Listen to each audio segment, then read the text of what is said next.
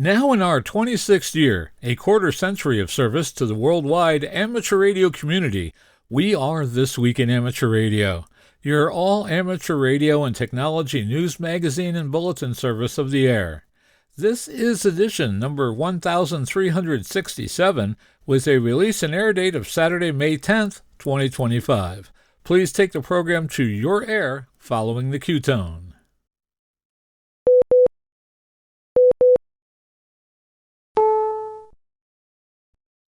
Heard every week on the amateur radio bands all around the world, broadcast on low-power AM and FM stations all across the U.S., and podcast on the Internet since 1993, we are This Week in Amateur Radio, the worldwide premier amateur radio and technology news magazine and bulletin service of the air.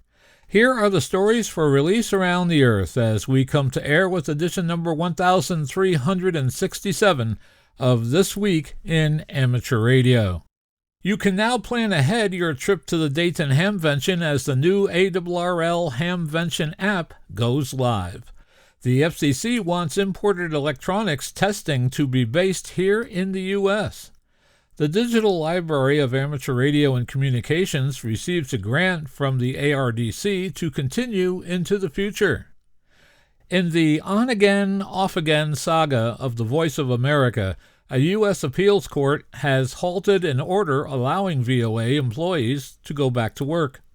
The Johns Hopkins Institute aligns with the League to present an ARRL Teachers Institute program. The Radio Society of Great Britain participated in the recent International Amateur Radio Union Region 1 conference. Meanwhile, amateurs in Italy gain access to 40 megahertz, while amateurs in Brazil gain access to 11 meters.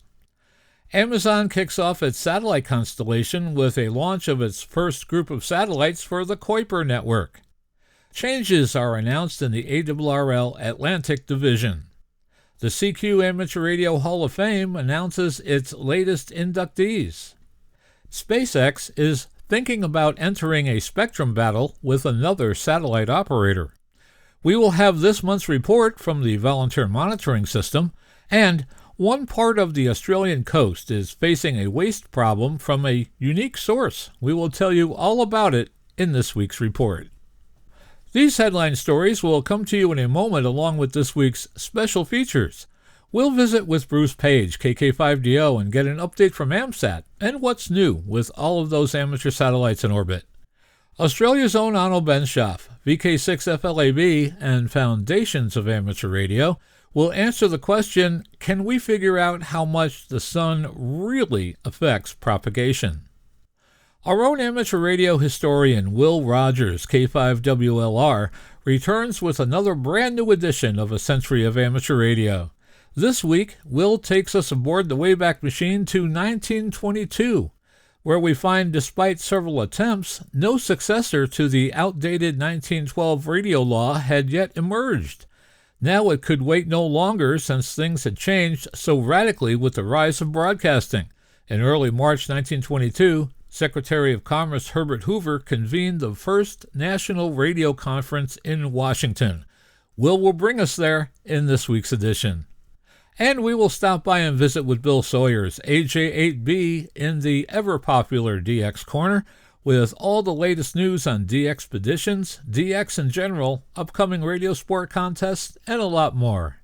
That's all straight ahead as North America's premier amateur radio and technology news magazine and bulletin service, This Week in Amateur Radio, takes to the air right now.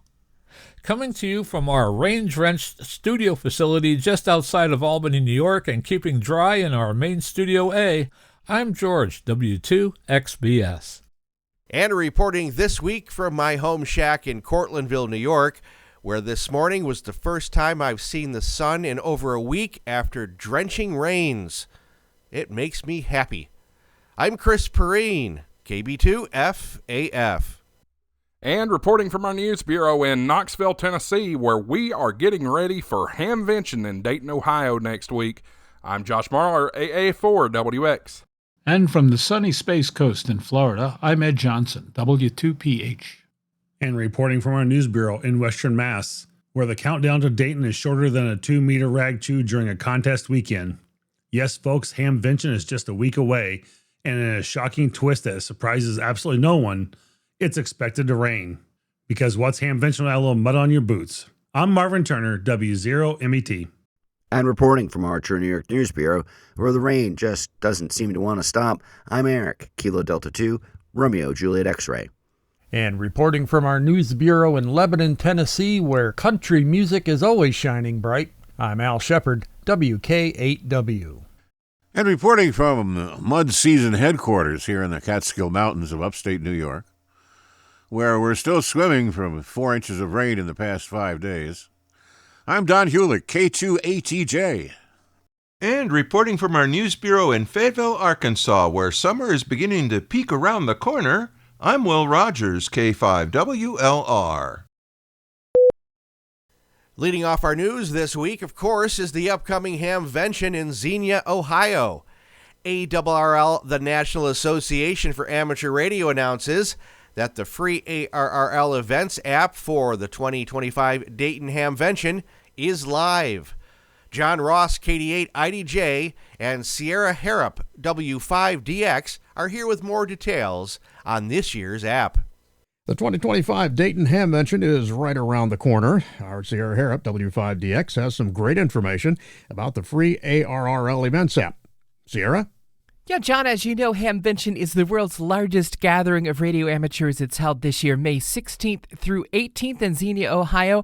There's a lot to do and see, so we want to help you use the ARRL Events app to make sure you don't miss a beat, and you can plan out your visit ahead of time. And hundreds of our fellow hams have already installed the app this week and are using it. It includes HamVention's full program. You can browse and schedule the forums, preview the extensive list of exhibitors, and find all the events that are happening. Now, during the event, you can use the app features to follow along the hourly prize drawings populated by the Dayton HamVention Prize Committee and browse building and site maps so you can find exactly what you're looking for in all of that complex.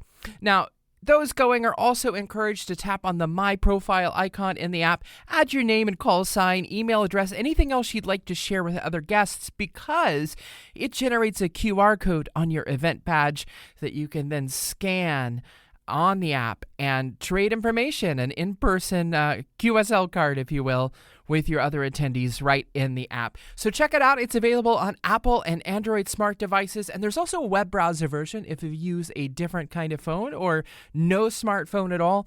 Either way, you're going to be able to take advantage of the ARRL Events app. Find it in your app store or at tripbuildermedia.com/apps/ARRL. Find all the information on HamVention at hamvention.org and ARRL's presence there at arrl.org/expo. I'm Sierra Harrop, W5DX, and we'll see you at Dayton HamVention. Once again, the app is available for Apple and Android smart devices.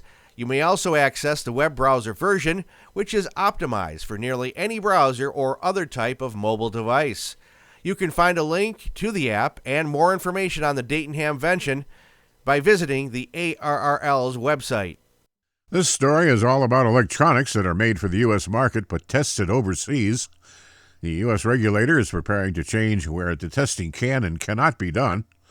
The FCC plans to tighten its requirements for testing of electronic devices made in countries such as China before they can be sold to U.S. consumers. The Commission will review an order this month that bans device testing conducted by labs that are, quote, owned or controlled directly by entities that pose national security risks, according to a statement by FCC Commissioner Brendan Carr. He identified China as one example of such a country. He said it was important that U.S.-based laboratories begin to take on the responsibility to certify such equipment. According to Carr's statement, Chinese labs test about 3/4 of all electronics sold in the U.S. The Commission will consider the new order at its open meeting on May 22nd. You're listening to North America's premier amateur radio and technology news magazine of the air. We are This Week in Amateur Radio, distributed worldwide at twiar.net.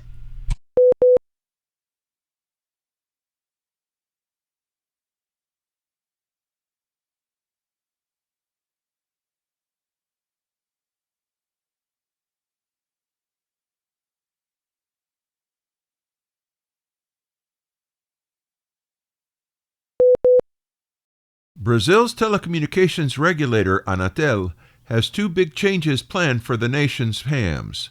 The Brazilian regulator will no longer require Morse code for amateur licenses under the changes that have been under consideration since 2020. The regulator will update content in its exams for its 3 license classes. This is one of several changes contained in a resolution released on April 28th by Anatel. The resolution also grants hams the ability to operate on Citizens Band 11-meter frequencies. They must identify with their call signs and are limited to 10 watts of power in AM and 25 watts of power in SSB. They must also stay within authorized channels. The regulator expects to move ahead with these changes after a 6-month period in which supplementary regulations will also be issued. ARDC has awarded a second grant to the Internet Archive's Digital Library of Amateur Radio and Communications. The grant will allow DLARC to continue curating and preserving historical content related to ham radio for an additional 2 years. The library includes a plethora of content from club newsletters to software to old printed call books that date back to the early 1900s. DLARC has a want list. If you own copies of any of the publications sought by DLARC, please consider donating them for preservation and future amateur radio enthusiasts. There is already a queue of scanning work to be done and digital material to be added. Kay discussed the addition of 32 amateur radio callbooks to the callbook section, bringing the total to nearly 150. These books, dating back to the 19th century, provide valuable information on amateur radio call signs, addresses, and names. Kay also shared their discovery of old floppy disks containing software and meeting minutes from the Northwest Amateur Packet Radio Association. Of interest to Steve, Kay mentioned packet radio software WA7MBL Mailbox version 2.04.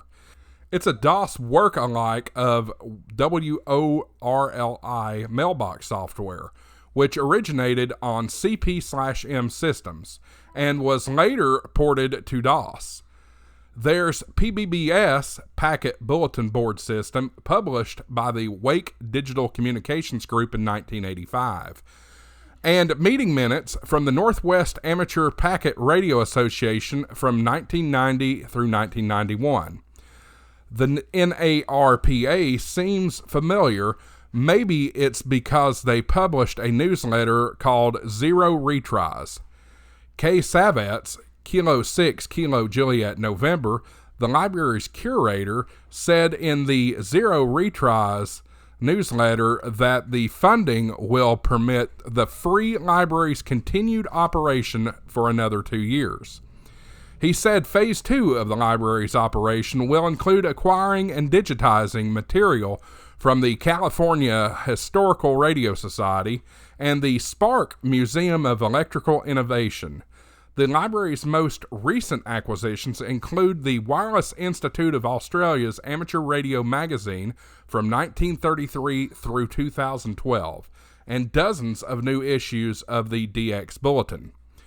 Digital Library of Amateur Radio and Communications is a free online library devoted to ham radio, shortwave listening, college radio, and other early communications.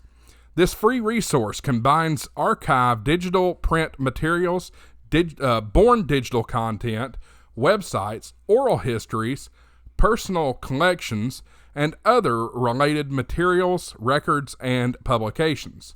The goals of DLARC are both to document the history of amateur radio and to provide freely available educational resources for researchers, students, and the general public. Meanwhile, ARDC, Amateur Radio's Digital Communications, are excited to share that ARDC will be at HamVention again this year. You'll find them at booth number 1302 in Building 1 Maximum, where they'll be showcasing what hams can do with 44net through an interactive display.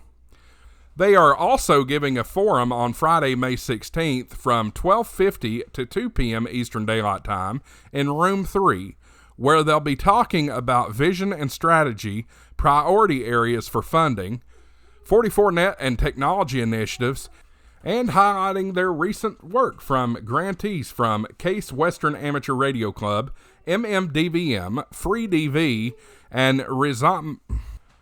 highlighting recent work from their grantees from Case Western Amateur Radio Club, MMDVM, Free DV, and Rhythmatica. If you're attending HamVention, stop by and meet their team. Ask questions, grab some swag, and learn more about their programs. They'll see you there. The on-again, off-again story of the Voice of America continues. The latest as we come to air shows that a U.S. appeals court this past Saturday blocked a lower court ruling that ordered the Trump administration to return 1,000 Voice of America staffers back to work amid efforts to downsize the federal government. In a 2-1 ruling, a majority of judges of the U.S. Court of Appeals for the District of Columbia wrote that a lower court judge lacked the jurisdiction to order the employees to return to work. Late last month, U.S. District Court Judge Royce Lamberth issued an order for the employees to be allowed to return to work and for the restoration of $15 million in grants for Radio Free Asia and Middle East broadcasting networks. The U.S. Agency for Global Media, USAGM, which oversees the media agencies, placed more than 1,000 employees on leave and told 600 contractors they would be terminated after the agency shut down broadcasts in March under a directive from President Donald Trump. In their Saturday order, appeals court judges Naomi Rao and Gregory Katsas ruled in the government's favor. While USAGM's employees and contractors might have viable discrete claims with respect to their individual personnel actions, those claims must be pursued through other remedial channels, the judges wrote in their 39-page order. Meanwhile, appeals court judge Cornelia Pillard dissented, saying that the purpose of a stay pending appeal is to maintain the status quo until a case can be fully adjudicated on its merits. This stay does the opposite, silencing Voice of America for the foreseeable future and eliminating Radio Free Asia and Middle East Broadcasting Network's ability to see this case through to the end, Pillard wrote. Trump advisor Kari Lake, a former Republican Arizona Senate and gubernatorial candidate, announced the shutdown on March 15th, placing nearly all USAGM employees on leave, saying the agency was irretrievably broken. In the order on April 22nd, Lamberth had written that he believes VOA and other agencies under USAGM serve as consistently reliable and authoritative news sources. He argued that the government acted without regard to the harm inflicted on employees, contractors, journalists, and media consumers around the world. In short, the defendants had no method or approach towards shutting down USAGM that this court can discern, he wrote. They took immediate and drastic action to slash USAGM without considering its statutorily or constitutionally required functions as required by the plain language of the executive order. Meanwhile, Trump had long been critical of media entities that receive government funding, including NPR and PBS. The White House previously had described VOA as the voice of radical America and said that taxpayers are no longer on the hook for radical propaganda. An article released by the administration included reports and accounts that it says show VOA has been effectively overrun by leftists, partisans, or bowed to pressure from foreign governments, including Russia and China. The appeals court order on Saturday last week was in response to a lawsuit that was filed by VOA employees against the Trump administration. They had argued that the administration violated the First Amendment and exceeded its authority under the Constitution's Separation of Powers Clause. The VOA journalists have devoted their careers to helping to build USAGM's networks into a credible media force with global audiences in the hundreds of millions, the filing said in part. It added, "What is happening to the VOA journalists is not just the chilling of First Amendment speech, it is a government shutdown of journalism, a prior restraint that kills content before it can be created. We will keep an eye on this developing story and bring you updates in future reports." We pause for stations along the network to identify. We are This Week in Amateur Radio, available as a stream to your favorite digital device on Spotify, TuneIn.com, Overcast, iHeartMedia, and wherever you download your podcasts.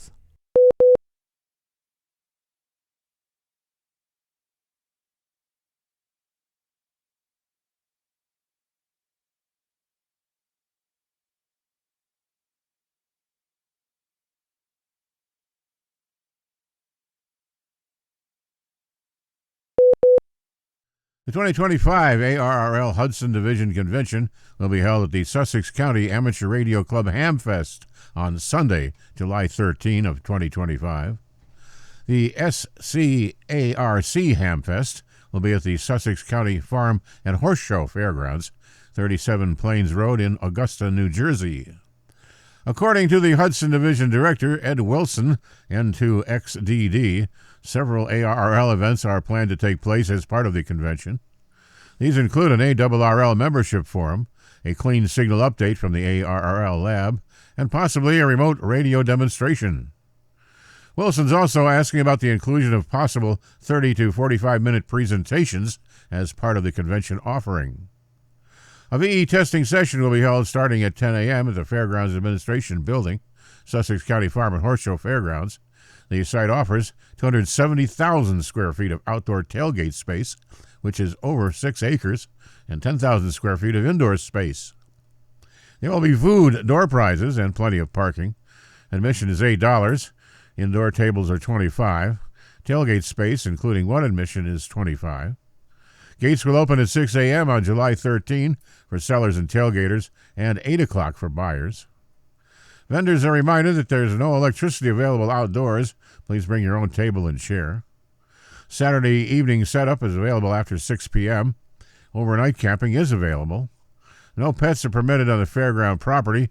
No food or drink sales by sellers are permitted, and they must leave the space clean.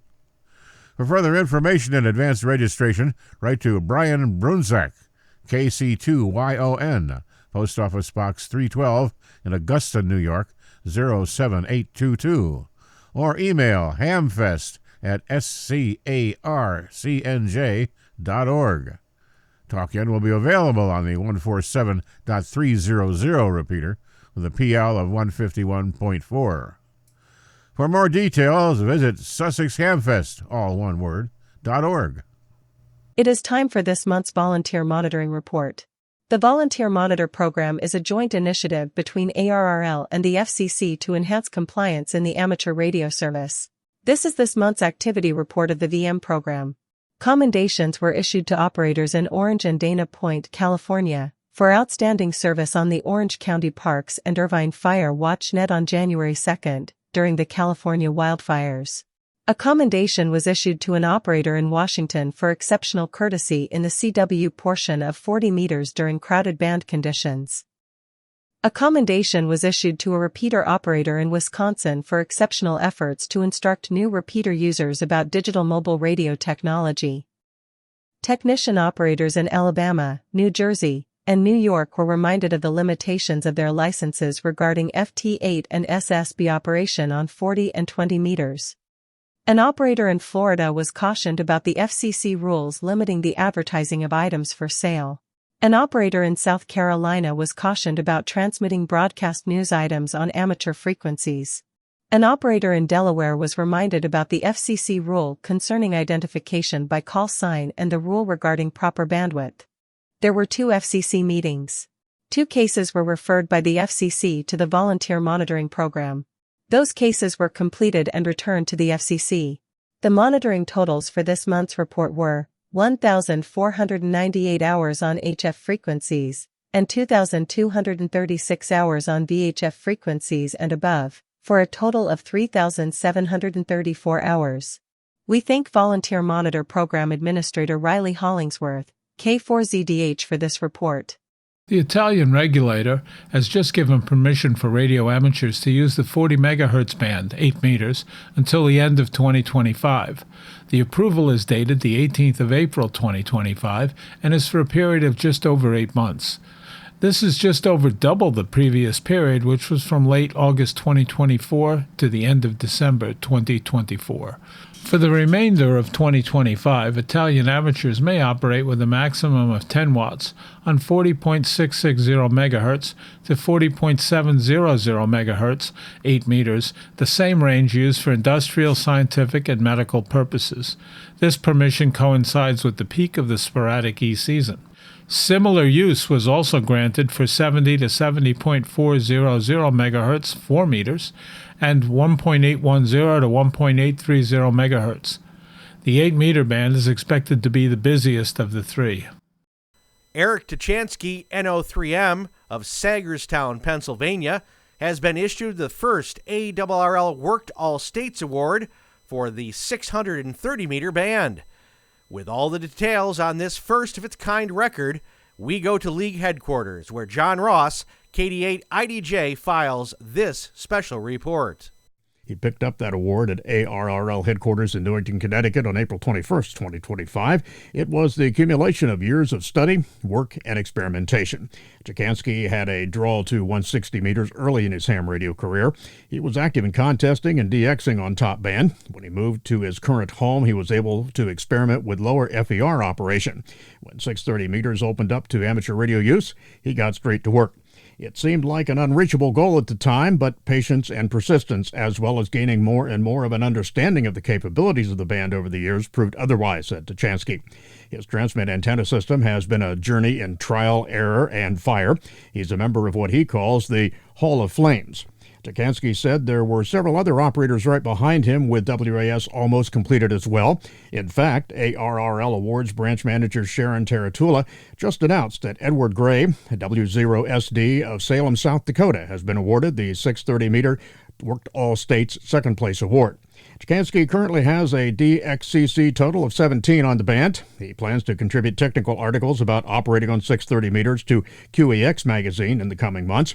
And all ARRL members have digital access to QEX and 3 other high-quality publications. You can read more about Tuchansky's award at arrl.org. I'm John Ross, KD8IDJ.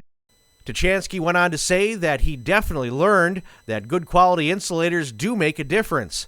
After years of work and refinement of matching and loading techniques, his 67-foot vertical with 8 sloping top-loading wires as a wire skirt over a large radial field have proven to be the ticket to success. For reception, I have always used dedicated receive antennas, which have included phased beverages, a full-sized 8-circle vertical array, and various others like a terminated loop, said Tuchansky.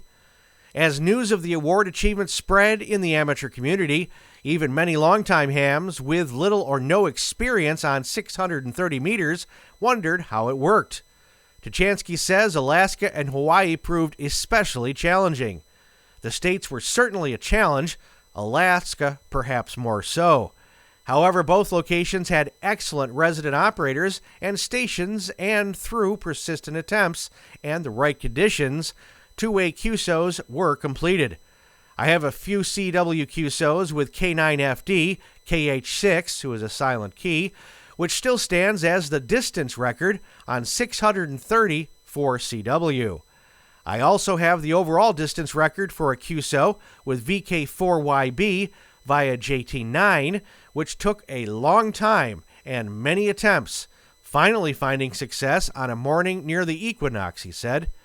Most of the contacts on the band happen just like any other band, says Tuchansky, from getting on and calling CQ or replying to one. Very few of his contacts on there were scheduled. It takes an experimenter's mind and a lot of patience to be successful on the band, but like with any other operating specialty, there is a community ready to help. The 630-meter community is very diverse, but there are a number of members that come from particular backgrounds, including microwave operators, EME, top banders, and other weak signal communications. The thing we have in common is that we are experimenters and enjoy a bit of a challenge, exclaimed Tuchansky. You are listening to This Week in Amateur Radio, available as an on-demand stream from Spotify, Deezer, and wherever podcasts are available.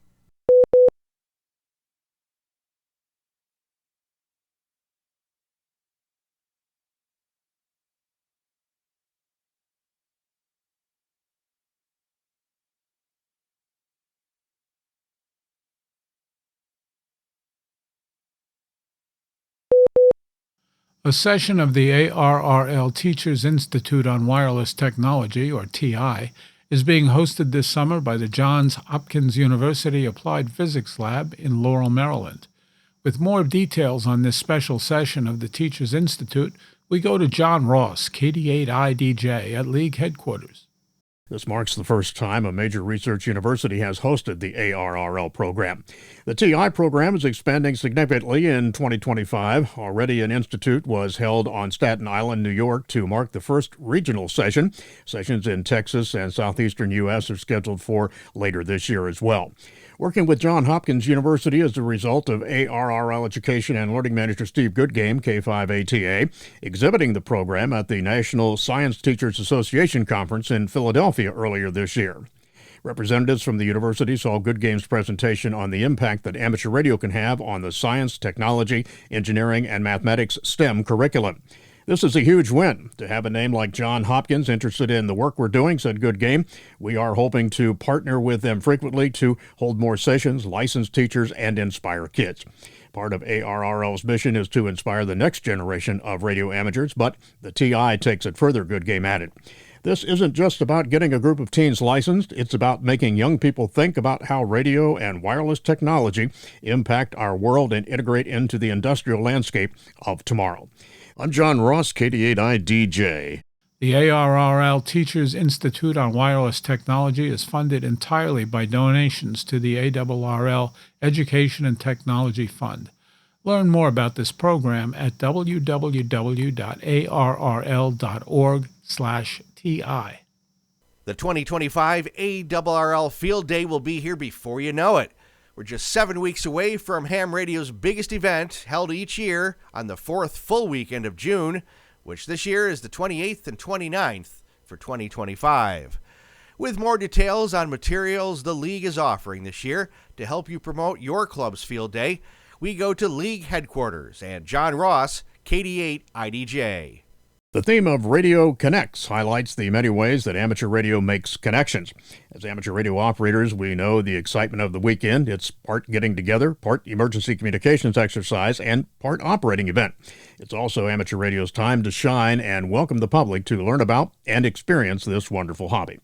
A major aspect of any successful ARRL Field Day operation is the publicity and outreach. How can the public learn about the event if they don't know it's happening? Well, the ARRL Public Relations and Outreach Committee recently held a publicity workshop for public information volunteers.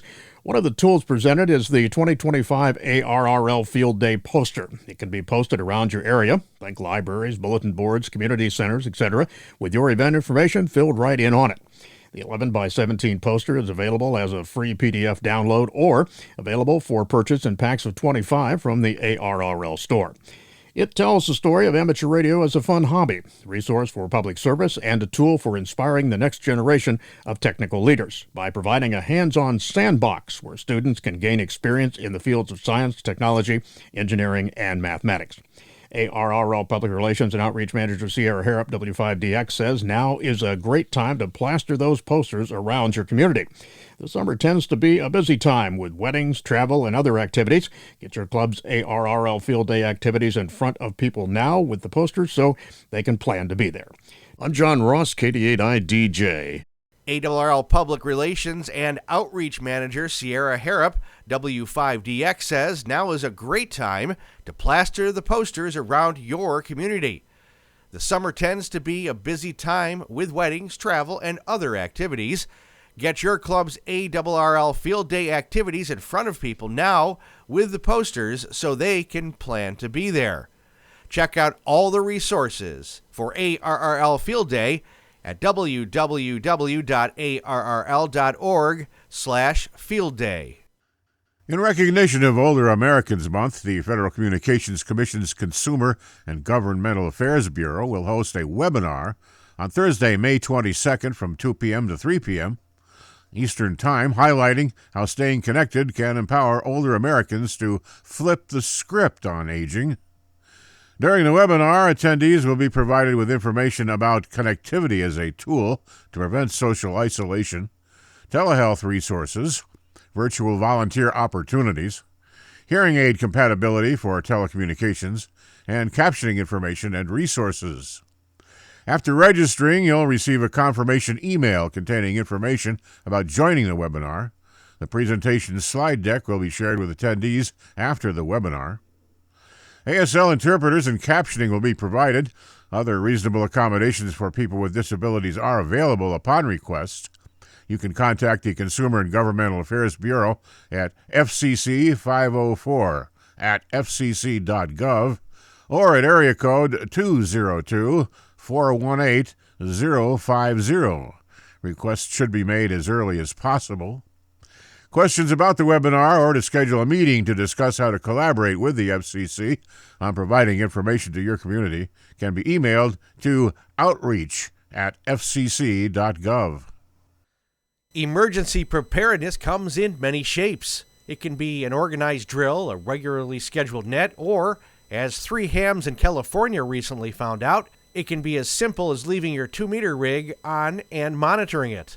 So here we have a tale of rescue following serious injury on a snow-encrusted soda summit. Greg Davidson, KF6CNS, recalls sitting in his garage with a friend in late March when a call for help came over on the 2-meter simplex calling frequency. Vincent Levique, KF6FLJ, had been hoping for a day of soda on Mount Williamson in the Angeles National Forest when his hike ended in a 150-foot slide down the hillside and a bone-breaking crash into a tree. Vincent had dropped his mobile phone. His emergency beacon had little power remaining, but he was able to call for help on his handy-talkie. Greg received that call 50 miles away thanks to a large commercial antenna at home.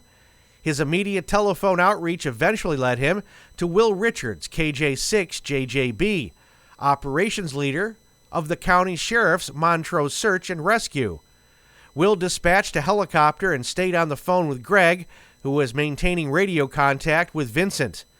Pinning down the location's coordinates precisely posed a challenge for the helicopter, but Vincent was soon spotted, his bright orange windbreaker standing out against the snow. Vincent went on to say that he was airlifted to the nearest trauma center for surgery on his femur, and he is now recovering. He said Greg's attentiveness to the calling frequency that day may well have saved his life. Will quickly noted, however, that Vincent himself did some emergency preparedness too. The dashboard of his parked car held a map of his intended hiking route and another option to track him down. He said that both Vincent and Greg did everything right. On May 1st, 2025, the first internet radio station dedicated to the service of amateur radio had its grand opening. The station can be heard 24/7 on W2PHradio.com and offers amateur radio programs, including This Week in Amateur Radio, the ARRL Weekly News, and live simulcasting of several HF traffic and Aries nets operating mornings across the state of Florida. The simulcasting provides for hurricane information for hams in storm-affected areas. The station also provides classic rock and oldies when not broadcasting amateur activities. The not-for-profit station is staffed entirely by hams, many of whom have professional broadcast backgrounds. W2PH Radio expects to include more ham-related programs for the amateur radio community. The station netcasts in 192 kilobit stereo with the latest in audio streaming equipment. The station is always looking for hams with previous broadcast experience to do shows and to contribute to the weekly schedule. Interested parties should contact the station manager, Ed Johnson, via email at ed@w2ph.com. That's ed at w2ph.com. The station's main studio is located on the Space Coast of Florida, with remote studios in Central and South Florida, and you can stop by and say hello to us at booths 3901 and 3902 at the upcoming Dayton HamVention. You are listening to This Week in Amateur Radio, available to download as a podcast from anywhere on the web podcasts are available.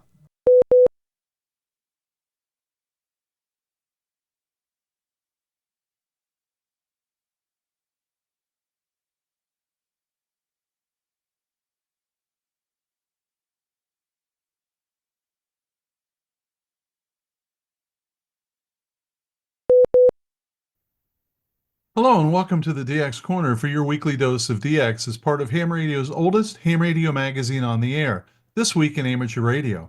I'm Bill, AJ8B. If you're watching this on YouTube, the text of this will be included in the show notes, so you won't have to worry about dates and times and URLs and call signs. I received the following email from Tim, N9 Papa November. Hello, Bill. I submitted for my 10-meter DXCC on April 22nd, and a week later, under my application, it shows that it finished. Next up is 15 and 20 meters, 7.3s, Tim, N9PN. Well, congratulations, Tim. Keep me in the loop and let me know how the chase on 15 and 20 are going. And don't forget 12 meters. That's another great band, and you're not going to get it in a few years, so you should chase it now. But well done. Each week, I'm trying to focus on those entities that will be available in the next 7 days. There's so much data to sift through that I thought a focus on the next week might be helpful. So here's what should be coming on.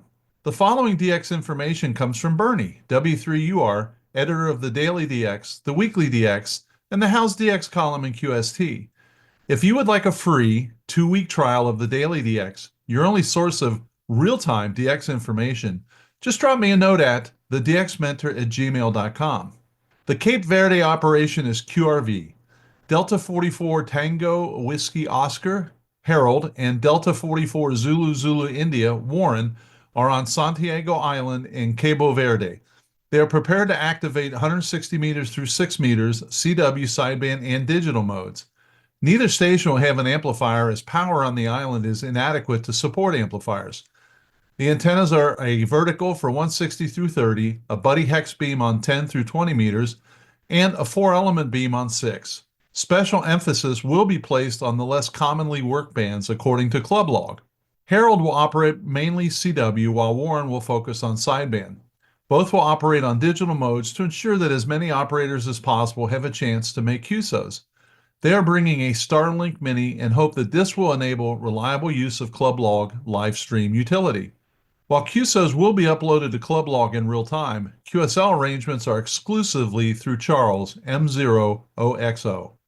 Per Kilo Bravo 2 FMH, James, the 3 Yankee 0 Kilo team met recently in Oslo, Norway for the first team development workshop and equipment shakedown. They are in great spirits and are having fun setting up some of the tents that they will use for stations and quarters. The larger tents, as used during the 3Y0 Juliet adventure, are supplied by Arctiv Lavo, and the smaller ones for sleeping are provided by Barents Outdoor. The team would like to especially thank the German DX Foundation for their very generous donation of 10,000 euros. Another supporter, DX World, supplied the ready-to-eat MREs that will feed them on the island for lunch, and then they sat for a nice dinner after a productive day's work. Antennas will be built and tested for proper tuning before being packaged for shipping. This saves a lot of time once they land with all antennas marked before packing, along with the required tools needed to assemble them quickly as the stations are built in Cape Phi in February of 2026. Yeah, it seems like a long way off, but it's less than a year now. To learn more about Bouvet and make your donations, please visit 3y0kilo.com and click the donate button. Every contribution helps offset the tremendous cost for this great adventure. And if you can do it, $10, $15, $20, it will make a difference. To celebrate the 77th anniversary of the State of Israel and the Israeli Association of Radio Communication, special call sign prefixes 4 X-ray 77 and 4 Zulu 77 will be active on the air through May 30th. Don't miss this opportunity to work a special 77 prefix and join the celebration. Zoo PG5 Delta Oscar Norway has resumed operations under the call sign P29 X-ray Zulu from Papua New Guinea, utilizing an FT897 transceiver and a 750V antenna. He will intermittently operate on the following frequencies: 14.074, 21.074, 28.074, and 50.313 MHz. QSL cars should be directed to EA5 GL. C37 JPE from Andorra is QRV through the end of the month from the Union de Radioaficionados Andorrans Club. The special call sign is for Jacques del Petits Estates d'Europa, or the Games of the Small States of Europe. The games are in Andorra from May 26 to the 31. QSL Bureau or direct. And you can tell by the things that I include in this area that I really like working these special event stations and collecting the QSL cards. I hope you do too. HB0/DL2 SBY Casimir will be on until May 18th from Liechtenstein on all the HF bands with verticals and an inverted V, as well as 6 meters with a 5-element Yagi. No bureau is via LOTW or direct DL2 SBY, and that would be a really good catch on 6 meters. Well, the big DX news for the last week or so has been from the Prince Edward and Marian's Islands ZS8W, who is QRV.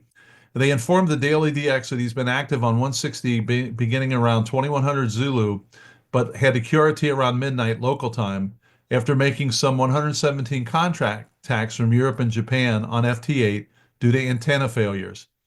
He plans to be QRV all day today and tonight with a return to 160 meters on 1.832 megahertz. Then it will be off the air for up to 3 days before being QRV again. So that has passed and he actually is QRV again.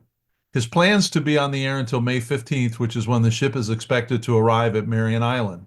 Eurus reports heavy winds constantly, which have been causing his SWR to go high, which then shuts down the amp.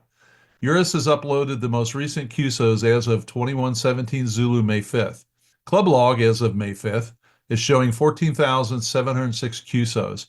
And there was an email that came out literally a few minutes ago indicating that he's only going to be on the air till May 12th. So it's possible by the time you get around to listening to this that he's already done. And I hope not. I really haven't been able to hear him very much. From the Ohio Penn DX Bulletin, I have the following. In the city of Reims, France, on May 7th, 1945, at 2:41 a.m., the unconditional surrender of the German armed forces was signed, thus ending the Second World War in Europe.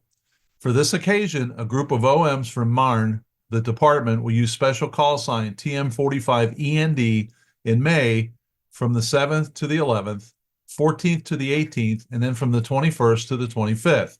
They will be active on all bands and modes, and you can QSL that via F5JYD with details on QRZ.com. Again, another really excellent special event opportunity. Best regards, and that was from Jean-Michel, F6AJA. The most recent DX Mentor YouTube episode is available this weekend. Dan, KB6NU, was the guest. He talked about his blog, his mission statement, and all of the training materials that he has developed, as well as the successful classes he's given. If you're interested in DX podcast and YouTube channels, you should check out the DX Mentor Facebook page and subscribe to be kept up to date on all of the DX activities. So here's a quick contest update. I know that the ARL contest sheet is read elsewhere in this podcast, and the contests that I mention are sometimes redundant. However, there are a few contests that I have found to be especially useful for DXers who are trying to fill band slots or to get entities or zones in the log that they may otherwise be difficult to get. The contest to get ready for is the 2025 CQ Worldwide WPX contest. The CW portion will be held the weekend of May 24th and 25th. The objective is for amateurs worldwide to contact as many amateurs and prefixes as possible during that contest period.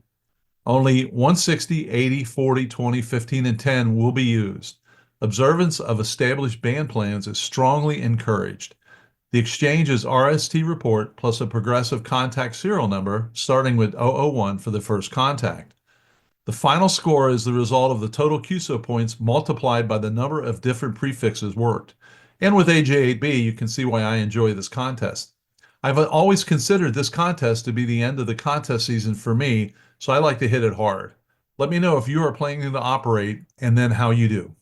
On all of these topics, if you need any more details or have any input, please drop me a note at thedxmentor@gmail.com. Until next week, this is Bill, AJ8B, saying 7-3, and thanks to my XYL Karen for her love and support. I hope to hear you in the pileups. Have a great DX week. You're listening to North America's premier amateur radio and technology news magazine of the air. We are This Week in Amateur Radio, distributed worldwide at twiar.net.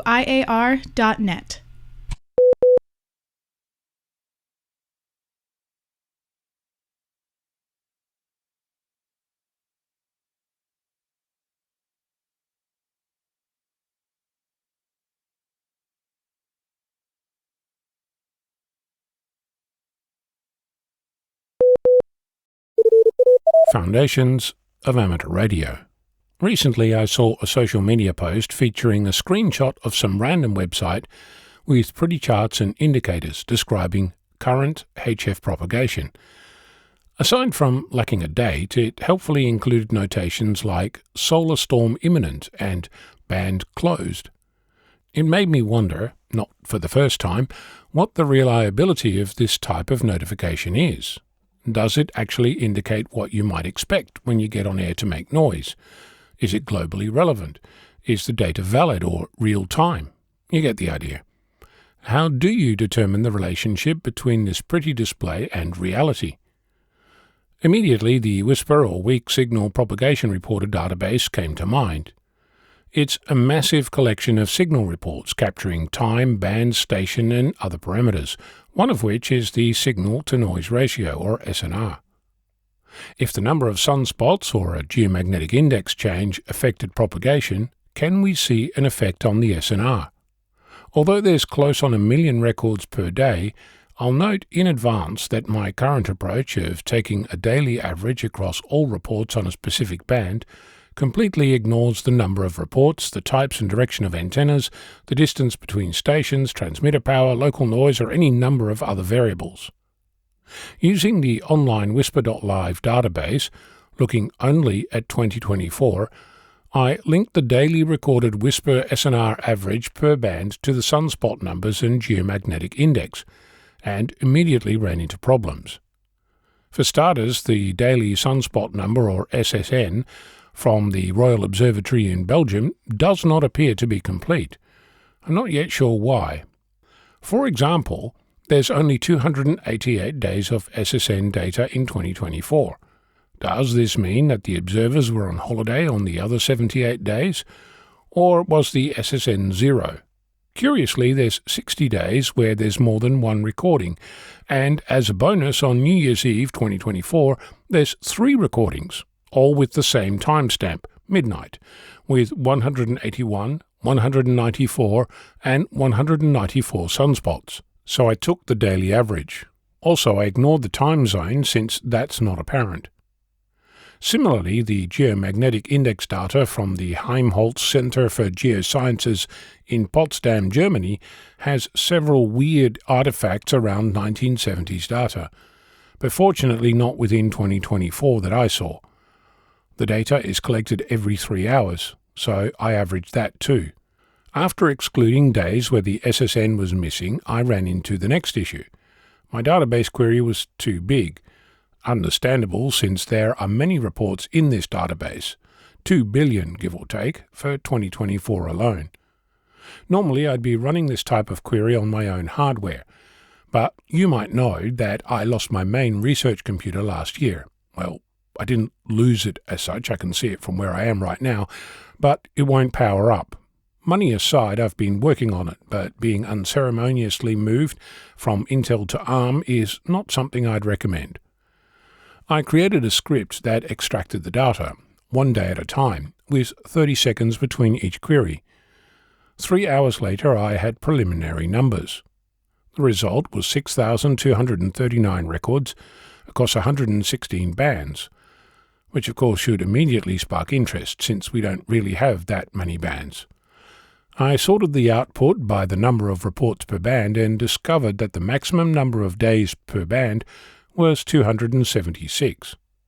This in turn should surprise you, since there's 365 days in a year. Well, technically a smidge more, but for now 365 is fine, not to mention that 2024 was a leap year. So what happened to the other 90 days? We know that 78 are missing because the SSN wasn't in the database, but the other 12 days? I'm going to ignore that too.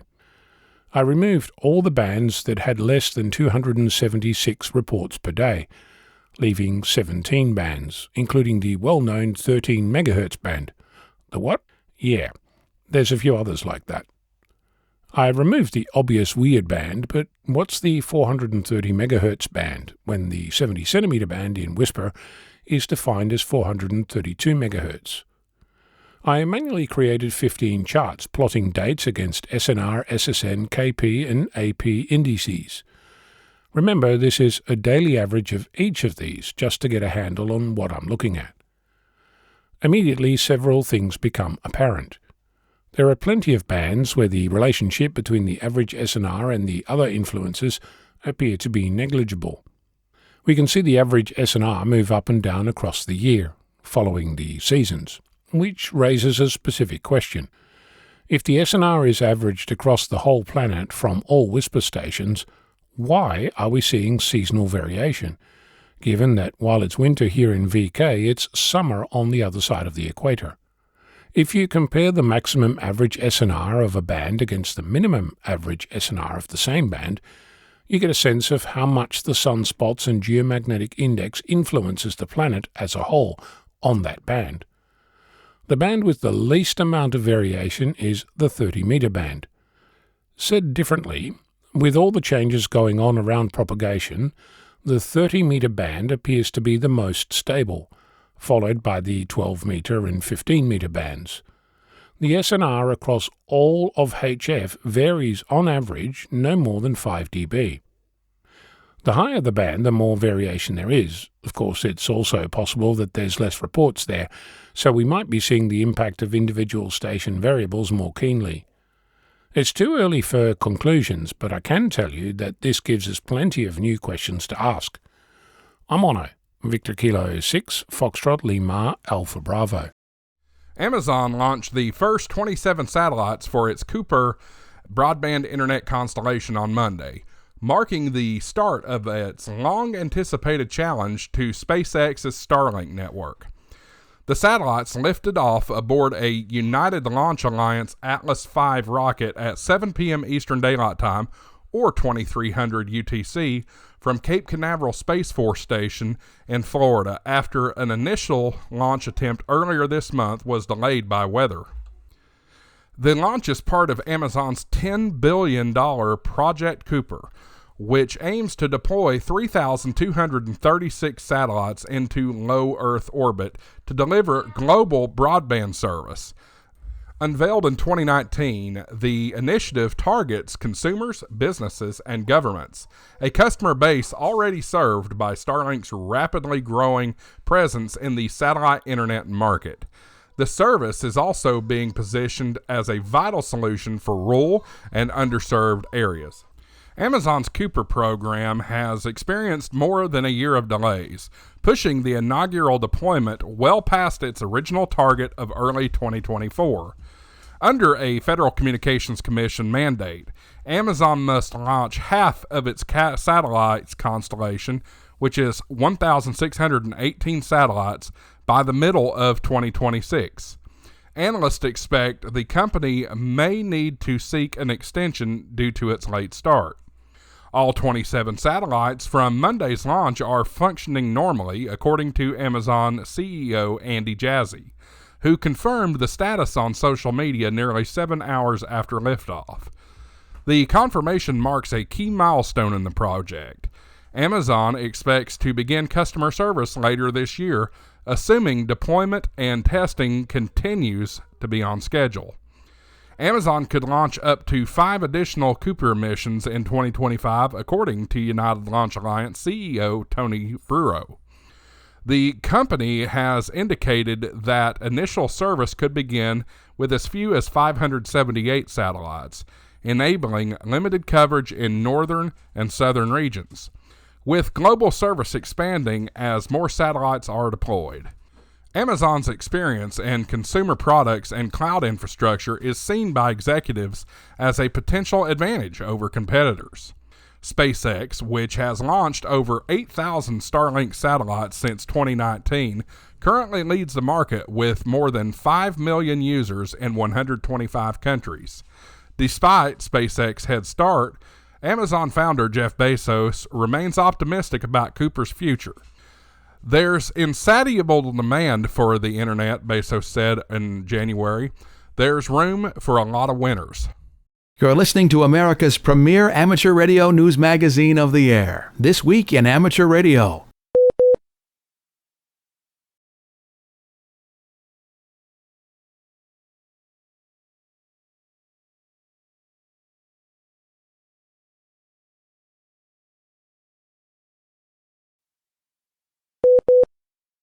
Welcome to the 38th segment of Ham Radio History, a century of amateur radio, Ham's organizations, events, inventions. I'm Will Rogers, K5WLR. Our thanks to Chris Cadella, W2PA, for allowing us to use his website in the production of these segments. Now sit back in your easy chair and enjoy this chapter of ham radio history. Broadcast boundaries. Despite several attempts, no successor to the outdated 1912 radio law had yet emerged. Now it could wait no longer, since things had changed so radically with the rise of broadcasting. Well over 500,000 receiving stations in the country, some 60 broadcasting stations, and rumor has it that there are some 500 applications for broadcasting pending in the Department of Commerce, wrote Warner. Companies were trying to control access to the airwaves, too. AT&T, for example, was formally requesting a monopoly on broadcasting. In early March 1922, Secretary of Commerce Herbert Hoover convened the first National Radio Conference in Washington. In assembling the conference committee, Hoover had chosen 13 individuals prominent in radio, but ostensibly independent of any particular interest group. It included a senator and a congressman, Stratton, the director of the Bureau of Standards, Hazeltine of Stevens Institute of Technology, Jansky of the University of Minnesota, Armstrong of Columbia University, Goldsmith, secretary of the IRE, several from other departments of the government, and Hiram Percy Maxim of the ARRL. The conference committee was then termed a commission whose job, beyond organizing the conference, would be to recommend changes to the 1912 law and draft an amendment on behalf of the Department of Commerce. During 2 days of open session, the conference heard views from the various interest groups present. Then, in closed executive session, 3 committees were formed: legal, technical, and amateur.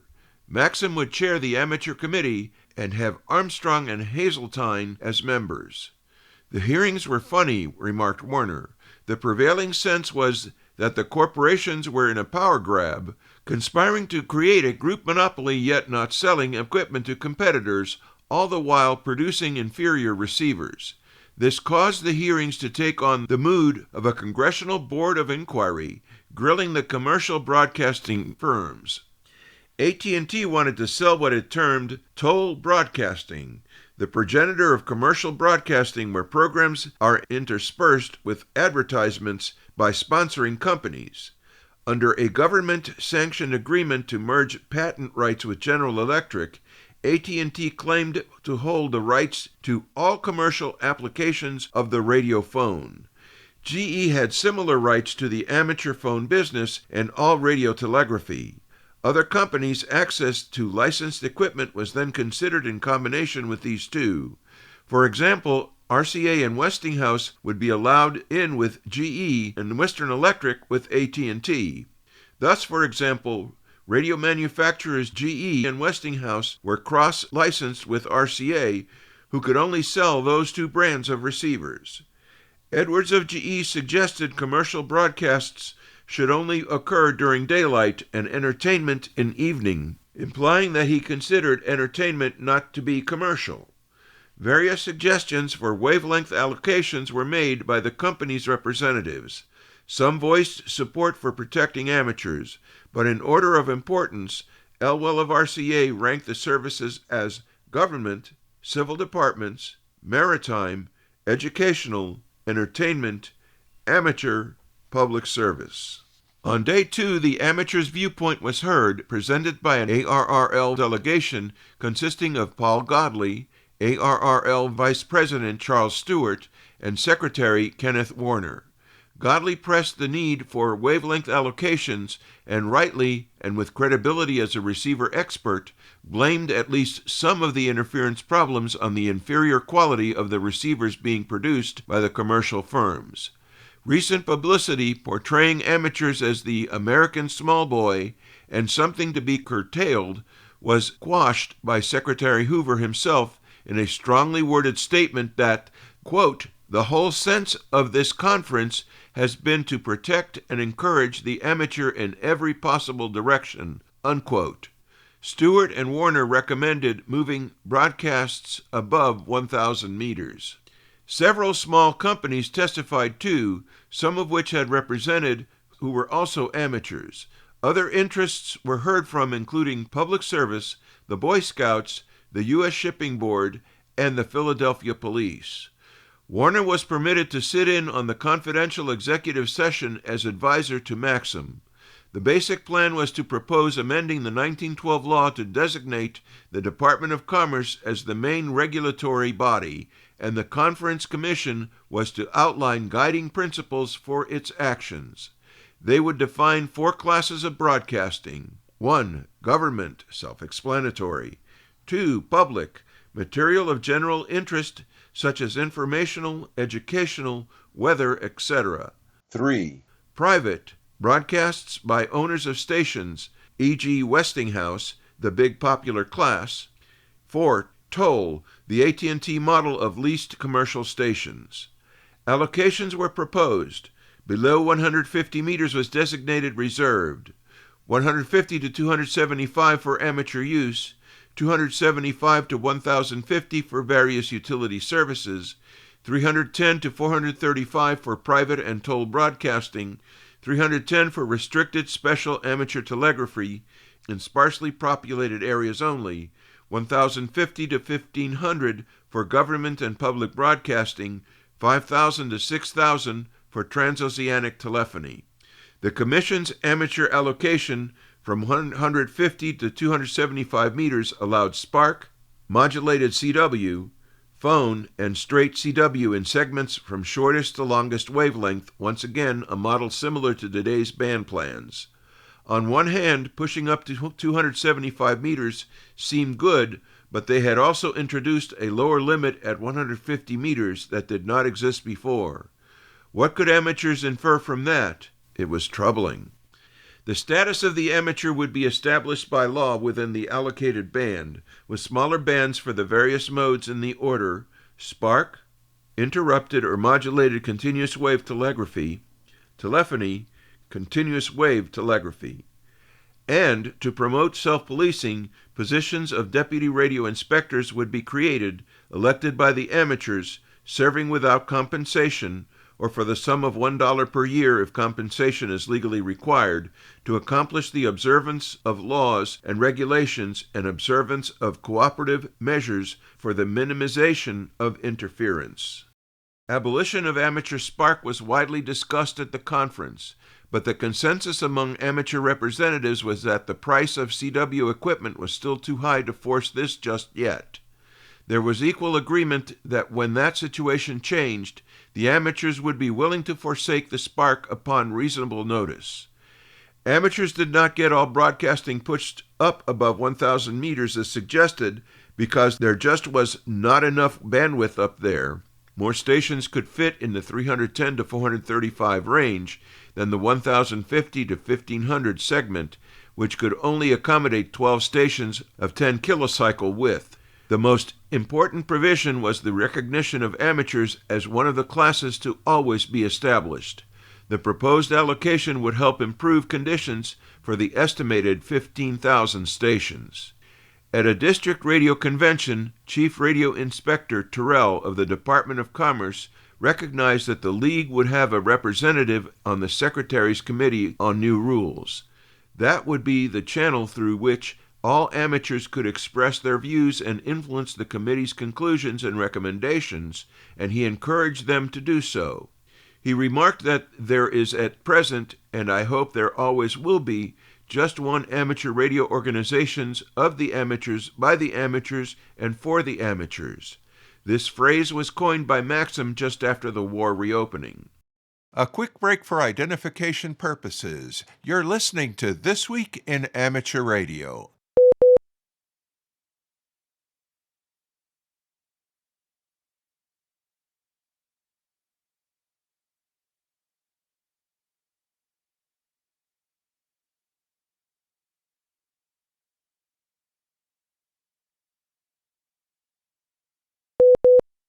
He reported a total of 14,179 licensed amateur radio stations in the U.S., with the largest number, 2,664, in the 9th District, and the 1st, 8th, and 2nd close behind, with more than 2,000 each.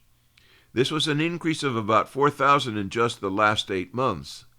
He believed it necessary to note that this did not include receiving stations whose number he could not begin to estimate. But he observed that broadcasting promises to become one of the most valuable functions of radio, if it could provide the public with what they wanted to hear. He predicted that reallocation of segments would be necessary and that hams would have to forfeit their 375-meter segment for experimental use to allow for broadcasting expansion. Since hams had gotten across the Atlantic on 200 meters, he reasoned, they should be willing to relinquish 375 meters unless hams contemplate a test with China, still perpetuating the notion that the longer wavelengths were best for DX. A suggestion that the government might print monthly lists of new amateur stations was met with wild applause by the convention. At another district convention in New York, David Sarnoff, commercial manager of RCA, speaking to an overflow dinner crowd, noted that if one were to take into account actual accomplishments, many amateurs were more like commercials, meaning professionals, whereas many commercials were amateurs. It was meant as a compliment. Bewilderment pervaded the talk in amateur circles as they greeted the explosion of broadcast radio with a mixture of pride and sorrow, as ARRL Secretary Warner put it. Once the companies got going after the war, everybody promptly went bugs on wireless, he wrote, causing a huge demand for receivers which could not be met despite the startup of new companies and increased production. He compared it to the Texas oil rush. Many hams had left to become part of the commercial world. Other media was jumping on the radio bandwagon. New radio magazines appeared, and newspapers now had radio columns that sometimes were written by writers posing as experts who, in Warner's estimation, simply ain't. The movies are full of it, too, claimed the editor, evidently referring to radio appearing prominently in films of the time. Advertisers dump great piles of radio pictures upon us, many of which are decorated with feminine legs, always a sign of popular interest. As if to validate the point, QST then printed one such photo in its radiophone column that month, showing a picture of 4 students labeled college girls at Radcliffe operating a radio telephone station. The 8ZZ cover drawing for April showed a young woman in an evening gown sitting in front of a receiver, no headphones, just a big loudspeaker, with a radio-wise gentleman in a tuxedo handling her chair while instructing her on the art of tuning. Although radio was permeating popular culture, not everyone in business was happy about it. Theaters reported a downturn in business that they attributed to people staying home to listen to radio.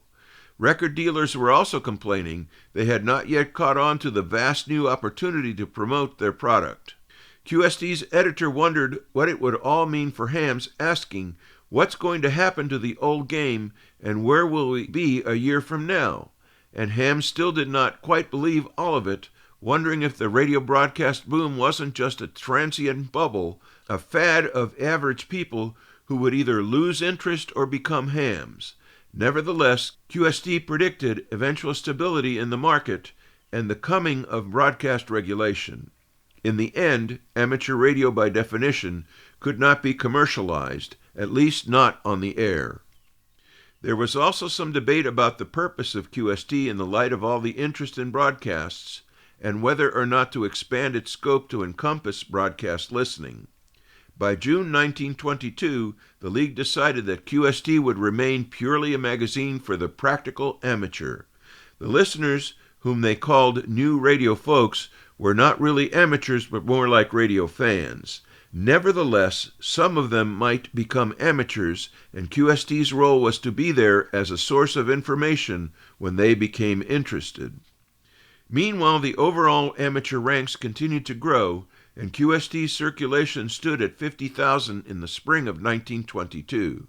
The June issue had 148 pages, including covers, 80 of which were ads. The calls heard section was now up to 7 pages. Besides enabling the transatlantic test successes, hams were increasingly demonstrating the effectiveness of CW for relay work. In February 1922, QST reported that in the Roanoke Division, nearly 7 times the number of messages were passed on CW as on Spark, and in 3 other divisions, the CW total now exceeded that of Spark, including in the Atlantic Division, where 2,773 messages were passed on CW, topping all others by a factor of 5.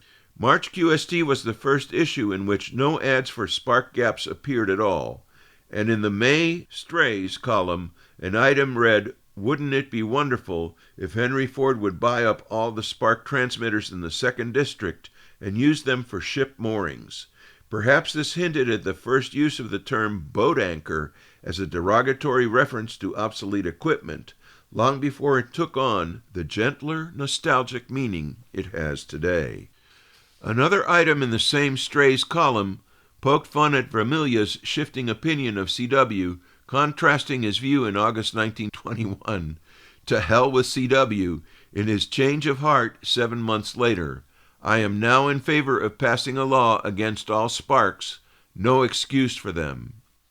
In a lecture to the Commonwealth Club of California, a naval officer involved in radio explained frequency and wavelength for describing waves of sound, radio, and light, and speculated that, in view of Einstein's theory of relativity, there may, in fact, be no such thing as ether.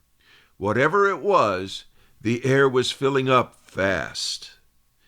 Included in this material are quotes from the following: Kenneth B. Warner, The Washington Radio Conference, QST, April 1922, page 7. Charles A. Service, The 3rd and 4th District Radio Convention, QST, April 1922, page 22. The 2nd District Convention and Show, QST, April 1922, page 32. The Wild Wild Waves, editorial, QST, May 1922, page 33. With Our Radio Phone Listeners, QST, May 1922, page 51. The Operating Department, QST, February 1922, page 42. Strays, QST, May 1922, page 49. E.W. Stone, Concerning Ether Vibrations, QST, January 1922, page 30. With thanks to Chris Cadella, W2PA, for permission to use his website's materials, Ham Radio History, A Century of Amateur Radio, Ham's Organizations, Events, Inventions, to prepare this chapter. I'm Will Rogers, K5WLR, reporting for This Week in Amateur Radio. You are listening to This Week in Amateur Radio, available to download as a podcast from anywhere on the web podcasts are available.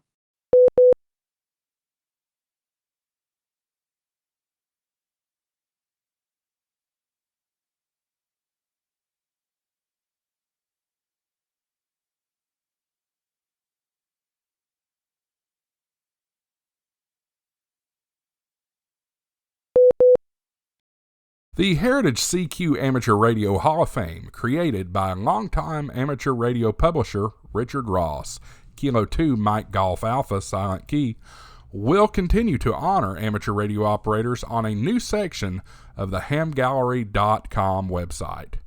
John Ross, KD8IDJ, is here with the details. CQ Magazine ceased publication in October of 2023, and Ross passed away on April 27, 2024, and the change was made with the permission of his widow, Kathy. The Heritage CQ Amateur Radio Hall of Fame honors licensed amateur radio operators and non-licensed individuals who have made significant contributions to amateur radio, their professional careers, or to other aspects of world affairs. A select and diverse group of amateurs will administer the new website and review submissions. The 2025 inductees are Professor Jim Breakall, WA3FET, Angel Vasquez, WP3R, and Wayne Overbeck, PhD, N6NB, Silent Key. The nomination deadline for 2025 has passed, but information can be found on the web at Nomination Process for Heritage CQ Amateur Radio Hall of Fame. I'm John Ross, KD8IDJ. Taking a closer look at this year's Hall of Fame inductees, Professor Jim Breakall, Whiskey Alpha 3 Fox Echo Tango. Dr. Breakall's work has been instrumental in amateur radio antenna technology development for decades. Dr. Breakall has authored numerous peer-reviewed scientific articles and books. He is an IEEE Life Fellow, a Radio Club of America Fellow, and has been awarded the Sarnoff Award, the Dr. Ulrich L. Rode Technical Award at the RCA, and the Technical Achievement Award at the Dayton HamVention.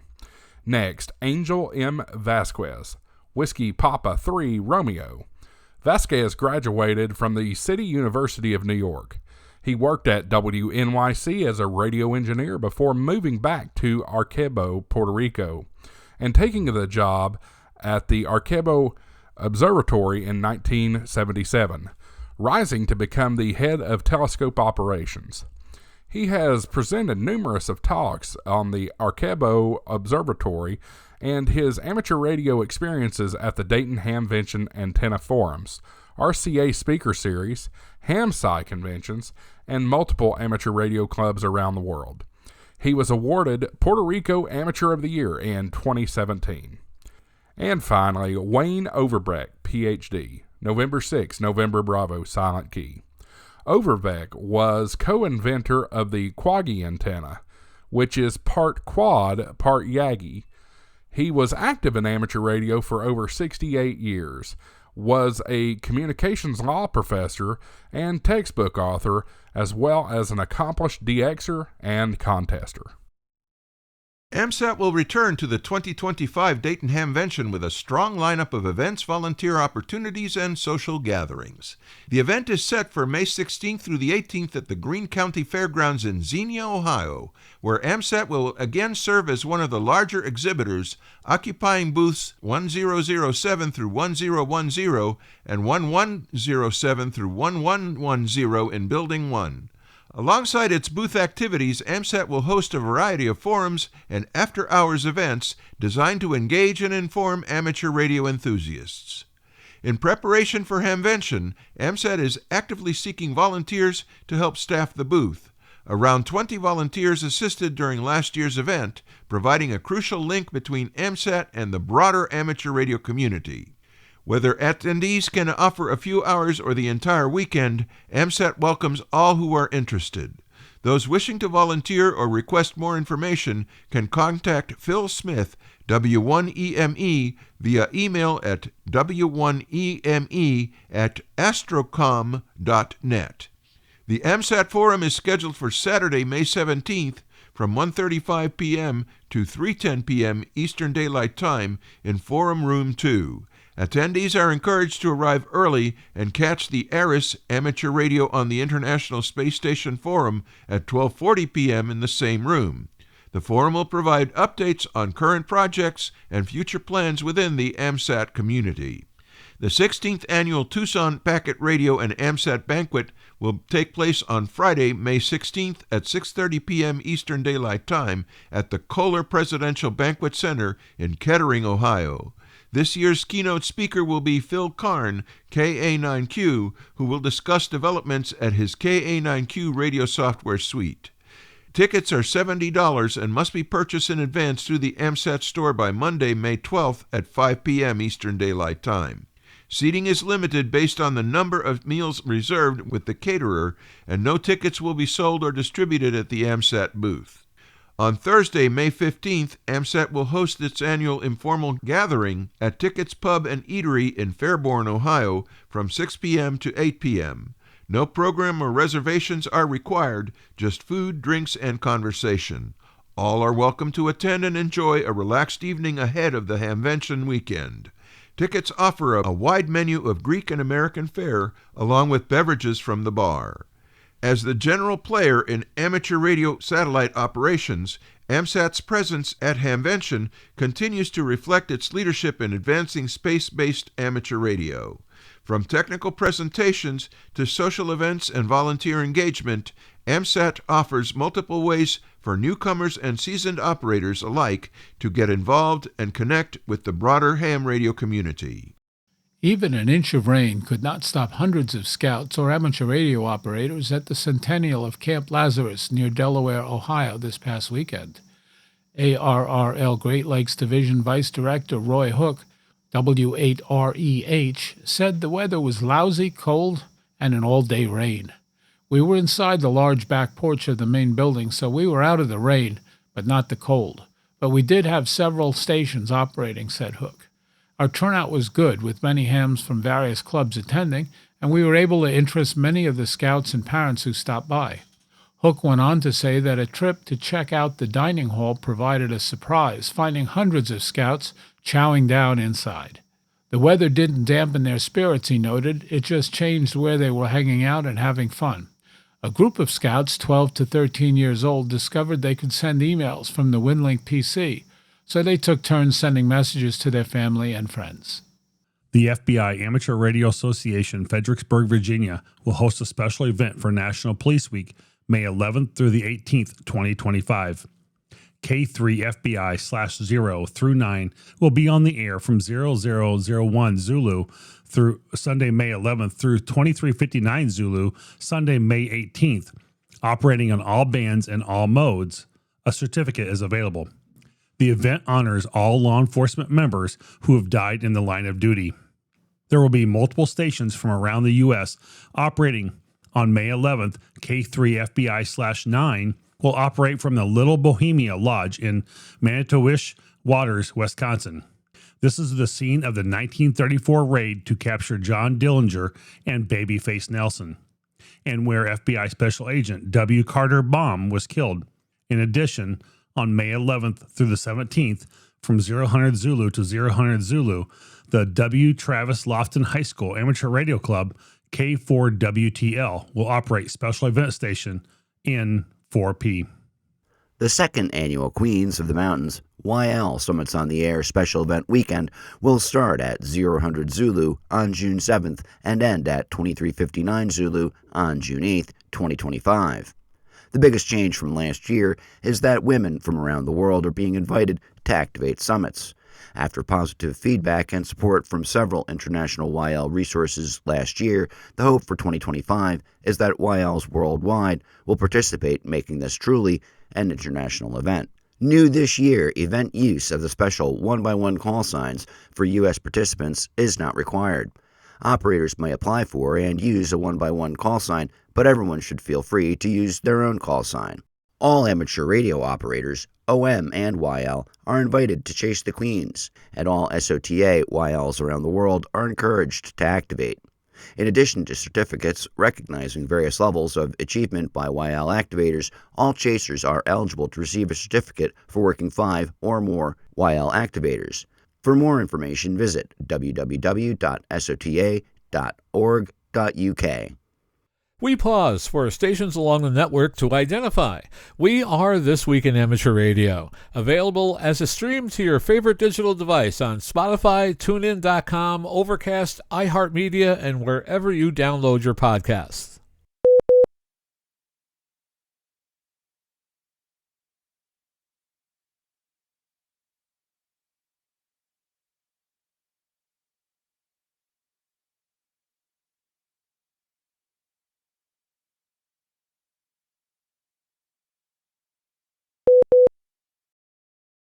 Bruce Page, KK5DO, is here now with this week's AMSAT report.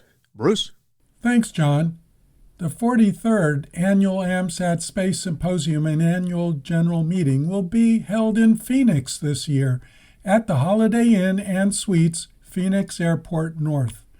The AMSAT Board of Directors meeting will be on Thursday, October 16th, and the morning of Friday, October 17th. The symposium will begin after lunch on Friday and will finish on Saturday, October 18th. After the symposium is the annual membership meeting. Sunday morning will be the AMSAT Ambassadors Breakfast. The banquet will be on Saturday evening with guest speaker and, of course, the thruster firing and auctioning of some really neat stuff afterwards.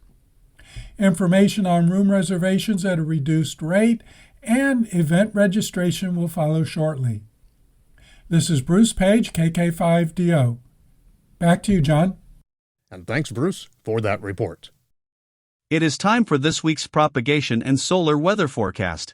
The Solar Geophysical Activity Report and Forecast from the United States Air Force and the National Oceanic and Atmospheric Administration indicates that solar activity has been at low levels for the past few days. There are currently 4 numbered sunspot regions on the solar disk. Solar activity is expected to be low with a chance for M-class flares on May 10th and 11th. A simultaneous filament eruption produced a narrow coronal mass ejection signature that was first observed on May 6th, and an additional slower filament eruption was also observed. Analysis of the events is ongoing and there was no significant growth or decay observed in the spotted regions on the visible sun. The geomagnetic field is likely to experience periods of active conditions on May 10th and 11th due to continued coronal hole high-speed stream influences. Geomagnetic field activity is likely to reach minor storm levels on May 18th and May 29th, through to the 31st, due to negative polarity coronal hole influences. Periods of active conditions are likely on May 16th and 17th, and again on May 19th to the 21st, in response to coronal hole high-speed stream influences. On spaceweather.com for May 9th, there is a video of a solar tornado occurring on the sun's surface. It is worth a look. Although we were expecting more activity in the relatively large sunspot group AR 4079 that crossed the central meridian on May 4th, it did not happen. Indeed, its magnetic configuration did not promise it. Instead, a sufficiently fast in proton, and especially free electron-rich solar wind blew from the edges of the coronal holes, which for most of the past days since the beginning of May caused not only increased geomagnetic activity, but also increased attenuation and scattering of radio waves in the ionosphere. Only a slight improvement in the situation can be predicted. In a few days, the only one major active region that we know about thanks to helioseismology should appear on the eastern limb of the solar disk. Again, it is likely to be the only one in the disk, while the small number of remaining ones will more or less not contribute to the overall level of solar activity. It remains the case that solar activity is likely to shift from the southern hemisphere to the northern hemisphere this year, but this will probably not yet happen in May. The predicted planetary A index for May 10th to the 16th will have a mean value of 7.7. The predicted planetary K index for the same period will have a mean value of 2.7. The predicted 10.7 centimeter flux will have a mean value of 158.6. For more information concerning radio propagation, visit the ARRL Technical Information Service, read a quick guide to HF propagation using solar indices, and check out the propagation page of Karl Lewetzelschwab, K9LA. For customizable propagation charts, visit the vocap online for Ham Radio website. In Radio Sport this week, more great contests. May 10th through the 11th, the CQM International DX Contest, that's CW and Phone. The Canadian Prairies QSO Party, CW and Phone. And the 50 MHz Spring Sprint, CW, Phone, and Digital. On May 12th, the RSGB 80-meter Club Championship, single sideband, Phone there. May 13th, the DARC FT4 Contest, that's Digital. On May 16th, the K1USN Slow Speed Test, CW, and the NCCC FT4 Sprint, that is also digital. May 17th through the 18th, His Majesty King of Spain Contest, that's CW. Also May 17th through the 18th, the Arkansas QSO Party, CW, Phone, and Digital. On May 20th, it's the ICWC Medium Speed Test, CW. May 21st, the RSGB 80-meter Club Championship, that's Data. And on May 22nd, the NAQCC CW Sprint, that is CW.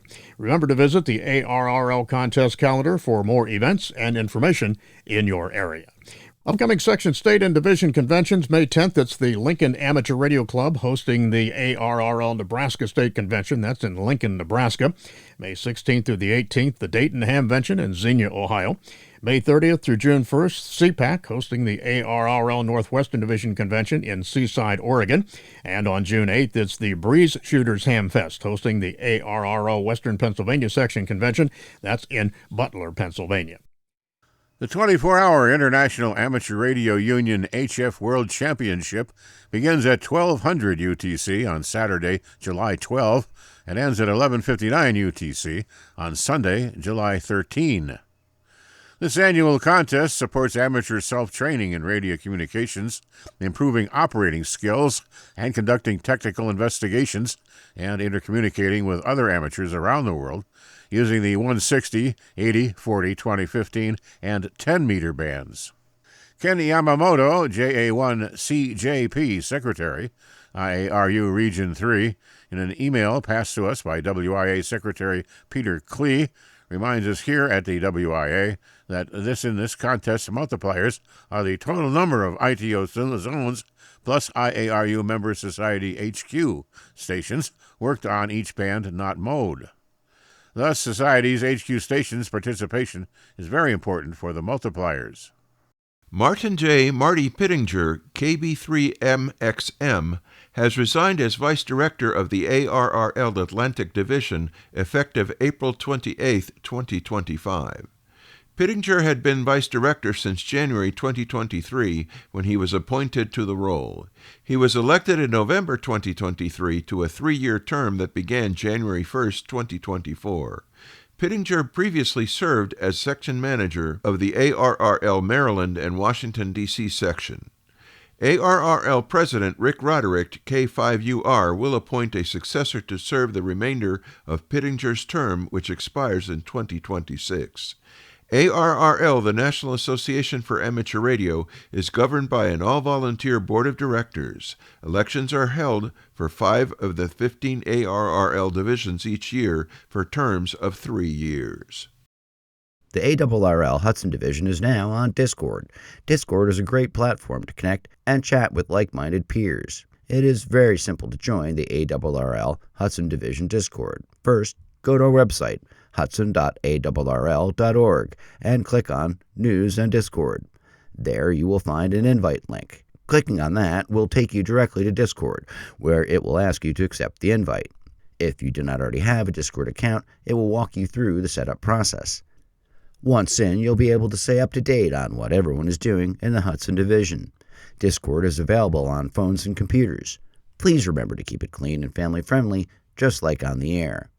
Clubs in our division like Whiskey 2, Whiskey Charlie Romeo, and Whiskey 2, Sierra Zulu are also on Discord. If you would like to set up a Discord server for your club, contact Adam Coble, Kilo Delta 2, Yankee Foxtrot Yankee, Whiskey 2, Whiskey Charlie Romeo, Club President. You're listening to North America's premier amateur radio and technology news magazine of the air. We are This Week in Amateur Radio, distributed worldwide at twiar.net.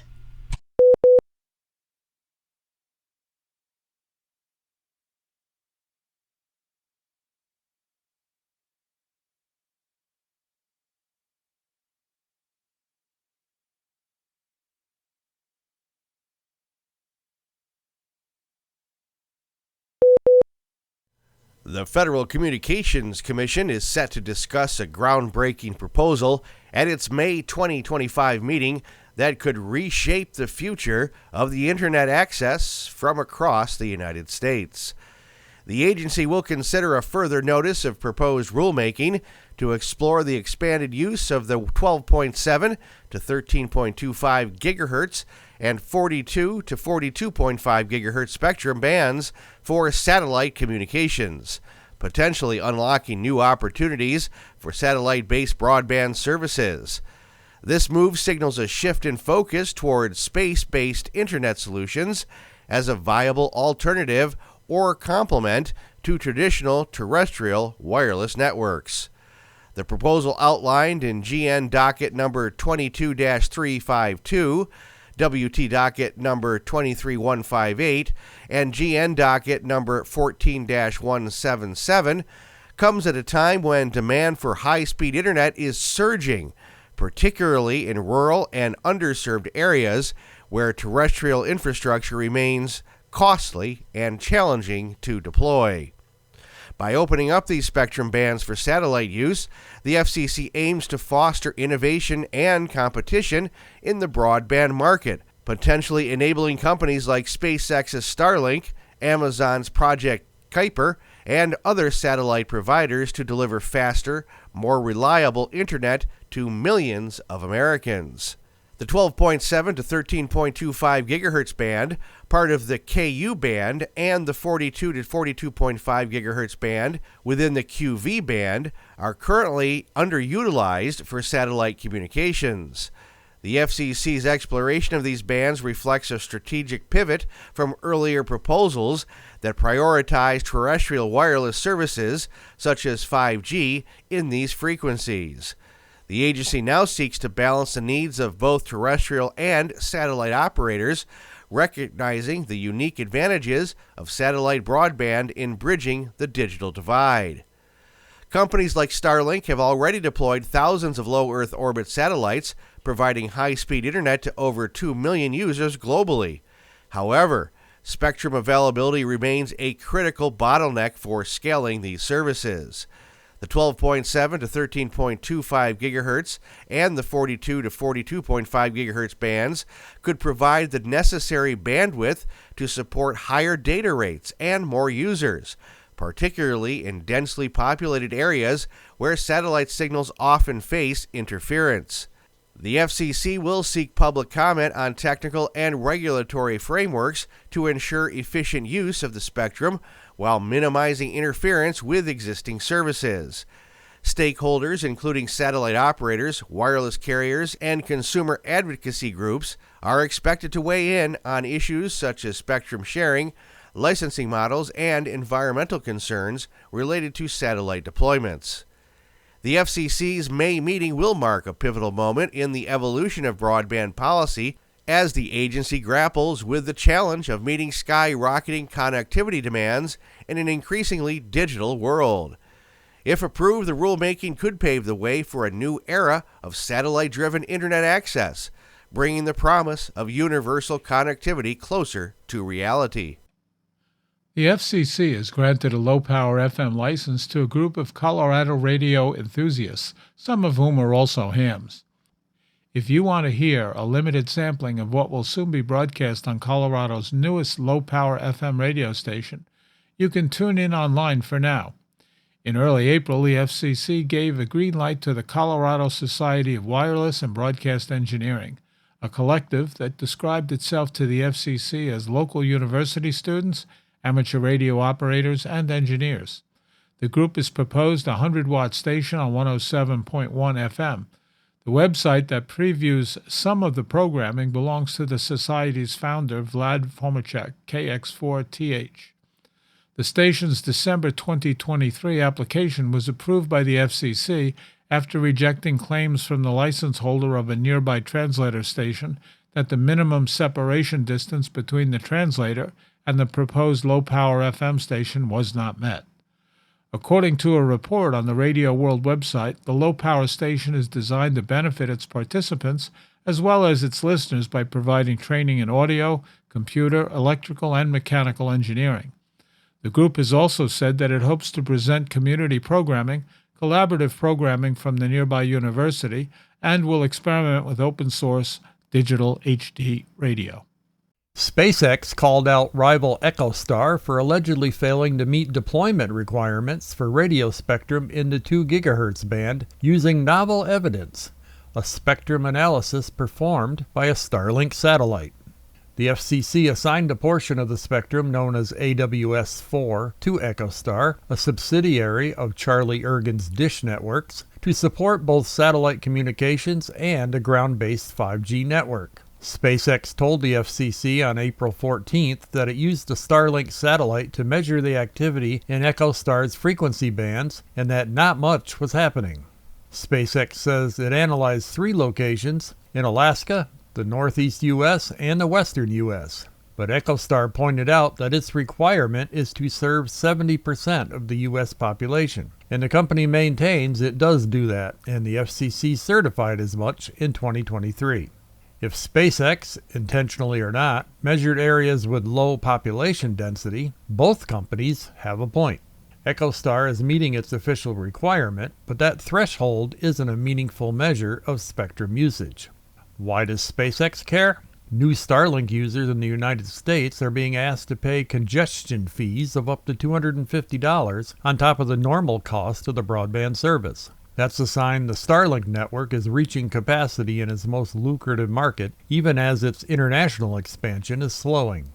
SpaceX has an interest in using EchoStar's radio real estate to gain more customers in the U.S.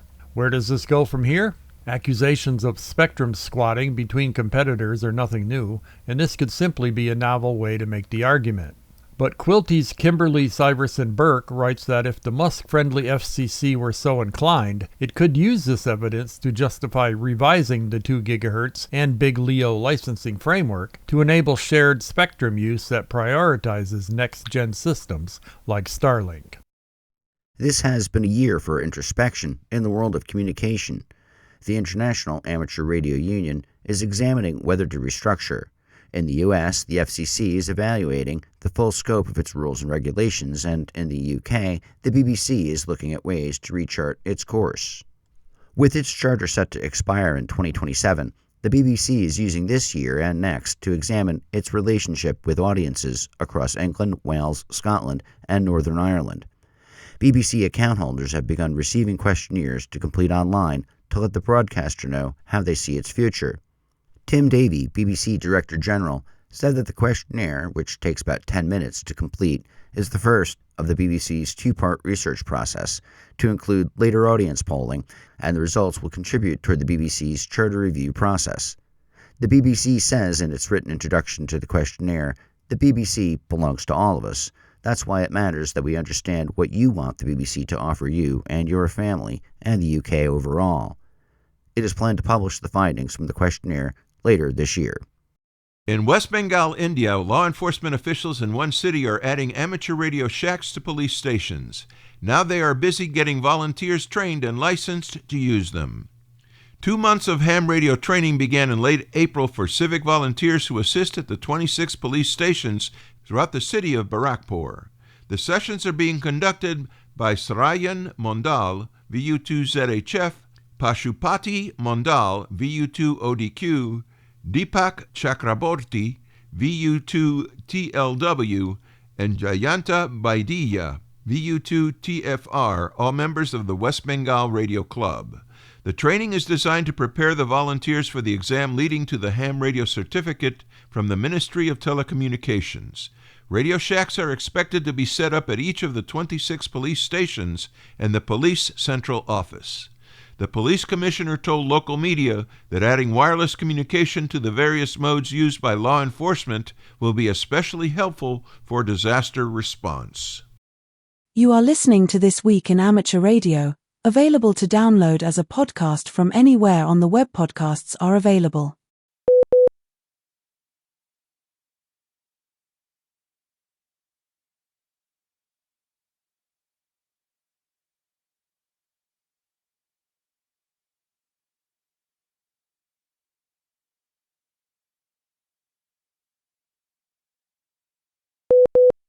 The mountainous terrain of the Indian state of Nagaland is daunting, but it is never more daunting than in an emergency when communication cannot afford to fail.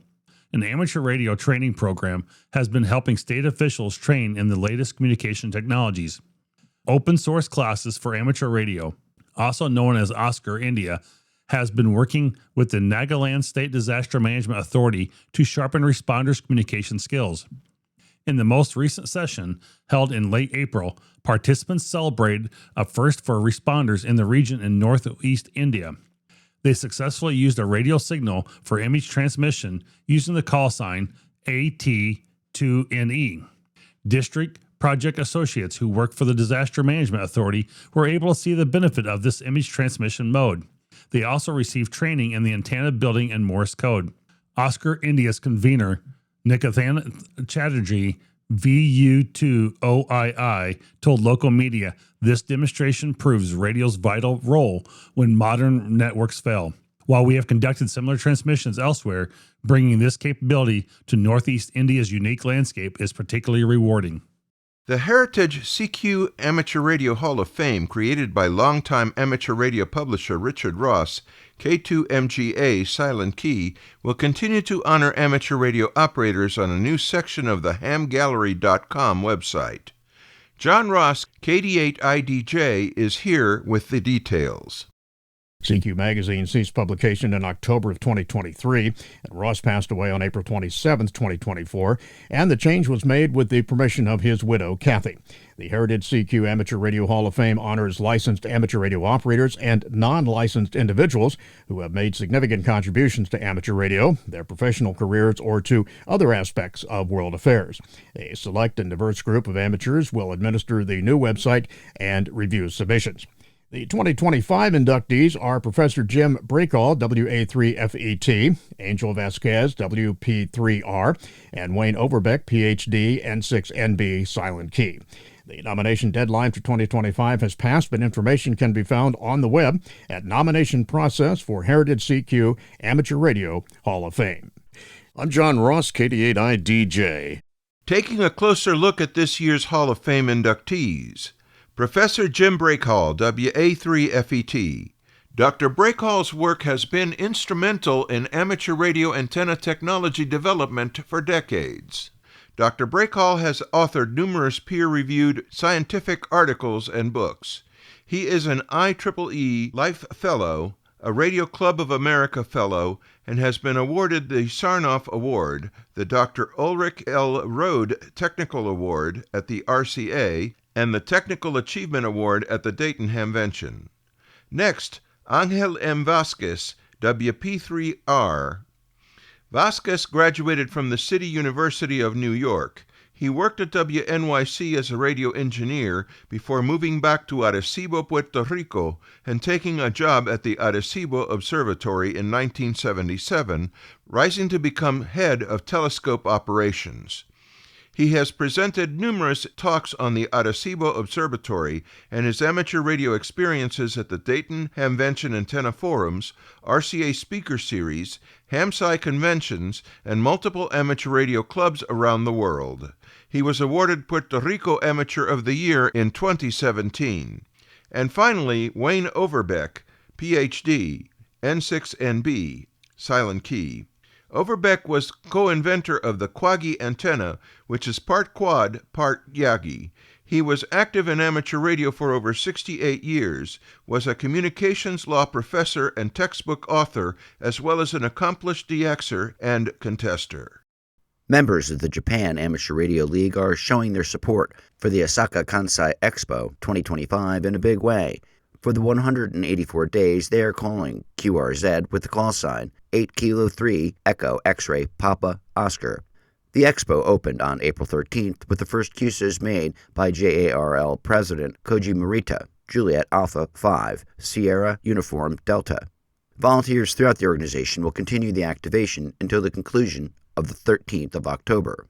According to the expo website, all the radio equipment for this station is being operated remotely, utilizing optical fiber. A radio booth is set up next to one of the expo halls in the East Gate zone and linked to the antenna tower elsewhere on the site.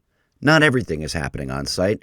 At the same time, the 8 Kilo 3 station is on the air. The mobile station, Juliet Alpha 3 X-Ray Papa Oscar, is also being operated by JARL. This is a special call sign that has been reactivated 55 years after its first use at the previous Osaka Expo in 1970. The mobile operation will travel to the 6 prefectures in the Kansai region. Of course, if you think this expo is a big deal, wait until next year when JARL marks 100 years since its founding. It's time for AMSAT satellite shorts from all over, and we begin this week with the National Oceanic and Atmospheric Administration announcing that satellites NOAA 15, 18, and 19 will be reclassified as the end of life effective June 16. These polar orbiting weather satellites are widely used by amateur radio enthusiasts and RTL SDR hobbyists to receive APT and HRPT imagery. The news was first reported by Carl Reinemann on the USRadioGuide.com blog, where he clarified that despite the end-of-life designation, transmissions will continue. NOAA has confirmed that signals will still be broadcast on a data of opportunity basis, meaning they're no longer intended for operational or safety-critical use, but remain suitable for hobbyist reception. NOAA also stated that no ground intervention will be provided for future sensor or hardware failures. Should any critical malfunctions occur, the satellites may be decommissioned as early as was the case with NOAA's 15's scan motor, which previously failed and later resumed function under unclear circumstance. Next up comes word that a Soviet spacecraft originally intended for Venus, Cosmos 842, is expected to make an uncontrolled re-entry into Earth's atmosphere around May 9th or 10th, after orbiting the planet for over 53 years. Launched in March of 1972, the mission failed when the upper stage of its Soyuz booster cut off prematurely, stranding the Venus lander in Earth orbit. The descent module, designed to endure Venus's harsh atmosphere, remains intact and may potentially survive Earth re-entry due to its heavy thermal shielding. Satellite tracker Marco Langbrook has modeled its descent and predicts it could hit the ground or ocean at speeds exceeding 145 miles an hour. Although the risk to people or infrastructure is low, the lander's size and mass make its re-entry comparable to a small meteorite impact. Its fiery return is a rare and fascinating reminder of Cold War-era space exploration still orbiting above us. And finally this week, Firefly Aerospace's Alpha rocket suffered a launch failure early Tuesday after lifting off from Vandenberg Space Force Base in California. Roughly 2.5 minutes into flight, the rocket's first stage separated, but a bright white vapor cloud appeared, possibly an explosion, just before the upper stage ignited. Although the upper stage's Lightning engine fired for more than 6 minutes, damage to its nozzle significantly reduced the thrust, preventing the rocket from reaching orbital velocity.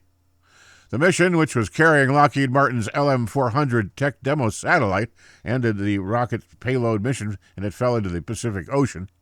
This marks another setback for Alpha, which has now only achieved 2 fully successful missions out of 6. Despite contract wins and plans for a more capable vehicle, Firefly must improve Alpha's reliability to compete in the crowded small to medium launch market. We pause for stations along the network to identify. We are This Week in Amateur Radio, your amateur radio and technology news magazine of the air, available as a podcast on iTunes, Google Play, iHeartMedia, and Spotify.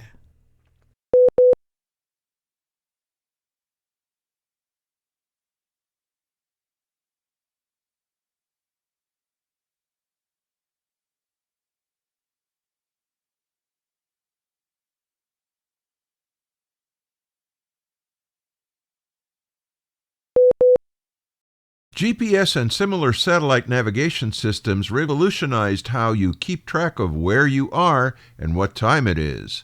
However, it isn't without its problems. For one, it generally doesn't work very well indoors or in certain geographic or weather scenarios. It can be spoofed. Presumably, a real or virtual attack could take the whole system down. Addressing these problems is a new system called the Broadcast Positioning System, or BPS. It uses the upgraded ATSC 3.0 digital TV transmitters to send exact time information from commercial broadcast stations. With one signal, you can tell what time it is within 100 nanoseconds 95% of the time. If you can hear 4 towers, you can not only tell the time, but also estimate your position within about 100 meters. The whole thing is new. We've read that there are only 6 transmitters currently sending such data. However, you can get a good overview from these slides from the National Association of Broadcasters. They point out that the system works well indoors and can work with GPS, help detect if GPS is wrong, and stand in for GPS if it were to go down suddenly. If all digital TV stations adopt this, the presentation mentions that there would be 516 VHF stations operating with up to 10 kilowatts over 2 widely separated bands. That adds to 1,526 UHF stations running between 100 to 1,000 kilowatts. So lots of power and very diverse in terms of frequencies. Coverage is spotty in some parts of the country, though. A large part of the western United States would lack visibility of the 4 stations required for a position fix. If you read the slide deck, the real story is at the end in the backup slides. That shows the ATSC standard frame and how the preamble changes. The math is fairly standard stuff. You know where the stations are, you know what time they think they sent the signal, and you can estimate the range to each station. With 3 or 4 stations, you can get a good idea of where you must be based on the relative receive times. The stations diversify their time sources, which helps guard against spoofing. For example, they may get time information from GPS, the network, a local atomic clock, and even neighboring stations, and use that to create an accurate local time that they send out with their signal. Most of the slides come from more detailed white papers you can find on the NAB website. A lot of the site is dedicated to explaining why you can't live without GPS, but you can't depend on it either. The bottom right part of the page has the technical papers you'll probably be more interested in. GPS is an impressive system, but we know it needs some help. BPS reminded us a bit of Loran. Ham2K portable logger has been a mainstay in the field for a growing number of portable operators since its development by Sebastian Delmont, Kilo India 2 Delta. The Amateur Radio Software Award Committee has chosen to honor the free downloadable logger, citing its intuitive user-friendly interfaces and a suite of convenient features. The software support of Worldwide Flora and Fauna, Summits on the Air, Parks on the Air, and ARRL Field Day has helped grow its popularity. Details about the logger can be found at polo.ham2k.com. Meanwhile, mark your calendars for the 7th through the 17th of November, when the committee will activate special event stations Kilo 6 Alpha, Kilo 6 Romeo, and Kilo 6 Sierra. That spells ARS for Amateur Radio Software, to honor this year's winner and to solicit nominees for next year's award. The International Award is given for open-source software projects that promote innovation and freedom in amateur radio. The Radio Society of Great Britain participated in the International Amateur Radio Union Region 1 interim meeting in Paris last weekend. The event was of particular historical significance as it coincides with the centenary of the founding of the IARU in 1925, as well as the 75th anniversary of the establishment of IARU Region 1 in 1950. The French Host Society is also marking its 100th anniversary. This year's meeting in Paris reflected a broader scope than in previous years and for the first time includes youth matters on the agenda. It also covers the usual focus areas of HF, VHF, UHF, and microwave, and also electromagnetic compatibility. The RSGB has been a key contributor to the meeting, submitting papers that include future options for the 23-centimeter band and for the harmonization and protection of HF bands. 3 delegates from the RSGB attended the meeting, including newly appointed RSGB President Bob Beebe, GU4YOX. The meeting served as both a celebration of amateur radio's rich heritage and a forward-looking forum to address the challenges and opportunities facing the global amateur radio community. In celebration of IARU's centenary, the RSGB has created a web page to show information about its part in the celebrations. This included a link to an RSGB archive video from the IARU meeting in Paris in 1950, as well as the RSGB's July 1925 TNR bulletin that contains an announcement detailing the formation of the IARU. Meanwhile, we say congratulations to Barry Lewis, G4SJH, who was given the IARU Diamond Award at the IARU R1 interim meeting in Paris. The award is given to an IARU volunteer of long standing who has provided services over a significant number of years and has shown exceptional diligence during a long period of service. In addition to his work for the IARU, Barry volunteers as the RSGB Microwave Manager. Still with IARU news, the International Amateur Radio Union, which has just marked the 100th anniversary of its founding, is using the occasion to look within and to consider a way it can be restructured. The IARU's Administrative Council has released a consultation containing an overview and a number of proposals. Region 2, which covers North, Central, and South America, will be hosting 2 informal meetings on the Zoom platform where Region 2 societies can discuss the document, ask questions, or recommend changes early May. The European Space Agency successfully launched its biomass satellite aboard the Vega C rocket on April 29th, advancing both Earth science research and Europe's independent access to space. The launch took place at 5:15 a.m. Eastern Daylight Time, or 9:15 UTC, from the Guiana Space Center in French Guiana.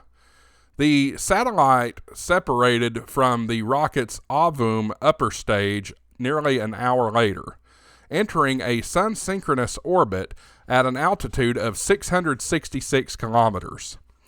Built by Airbus Defense and Space, the 1,250-kilogram biomass satellite is part of ESA's Earth Explorer program. Its central feature is a P-band synthetic aperture radar, designed to measure the amount of carbon stored in Earth's forest by penetrating the tree canopy and mapping forest biomass. Simonetta Ciali, ESA's Director of Earth Observation Programs, likened the technology to a medical scan of the forest during a pre-launch briefing. Biomass is designed for a 5.5-year mission. The first 18 months will focus on tomographic radar mapping of the forest interiors, followed by 4 years of informetric observations to track changes in the forest height and biomass. Beyond forest, the satellite will also observe glaciers and deserts, using the radar's ability to penetrate ice and sand.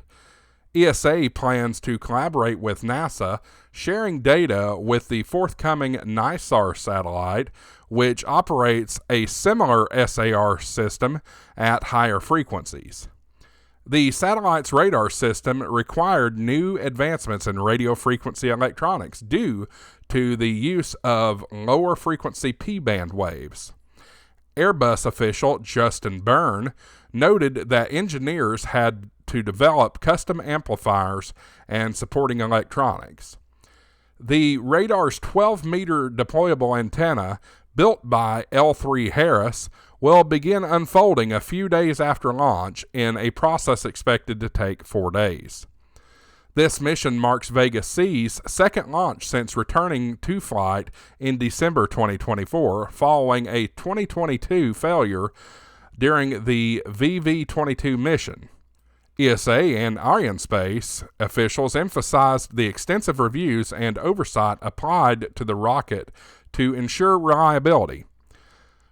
We are scrutinizing very closely all of the launcher for any anomalies or weak points, said Tony Tolker-Nielsen, ESA's Director of Space Transportation, who added that this level of review will continue through 5 launches. With Vega C and the upcoming Ariane 6 both operational, European officials underscored the strategic significance of sovereign launch capability. Arianespace CEO David Cavallonis highlighted the importance of ending reliance on foreign providers like SpaceX. Arianespace has conducted 2 launches so far in 2025 and plans 6 more by the end of the year. Responsibility for Vega C operations will soon shift to Avio, the rocket's manufacturer, with the transition described to be proceeding as smoothly. You are listening to This Week in Amateur Radio, available as an on-demand stream from Spotify, Deezer, and wherever podcasts are available.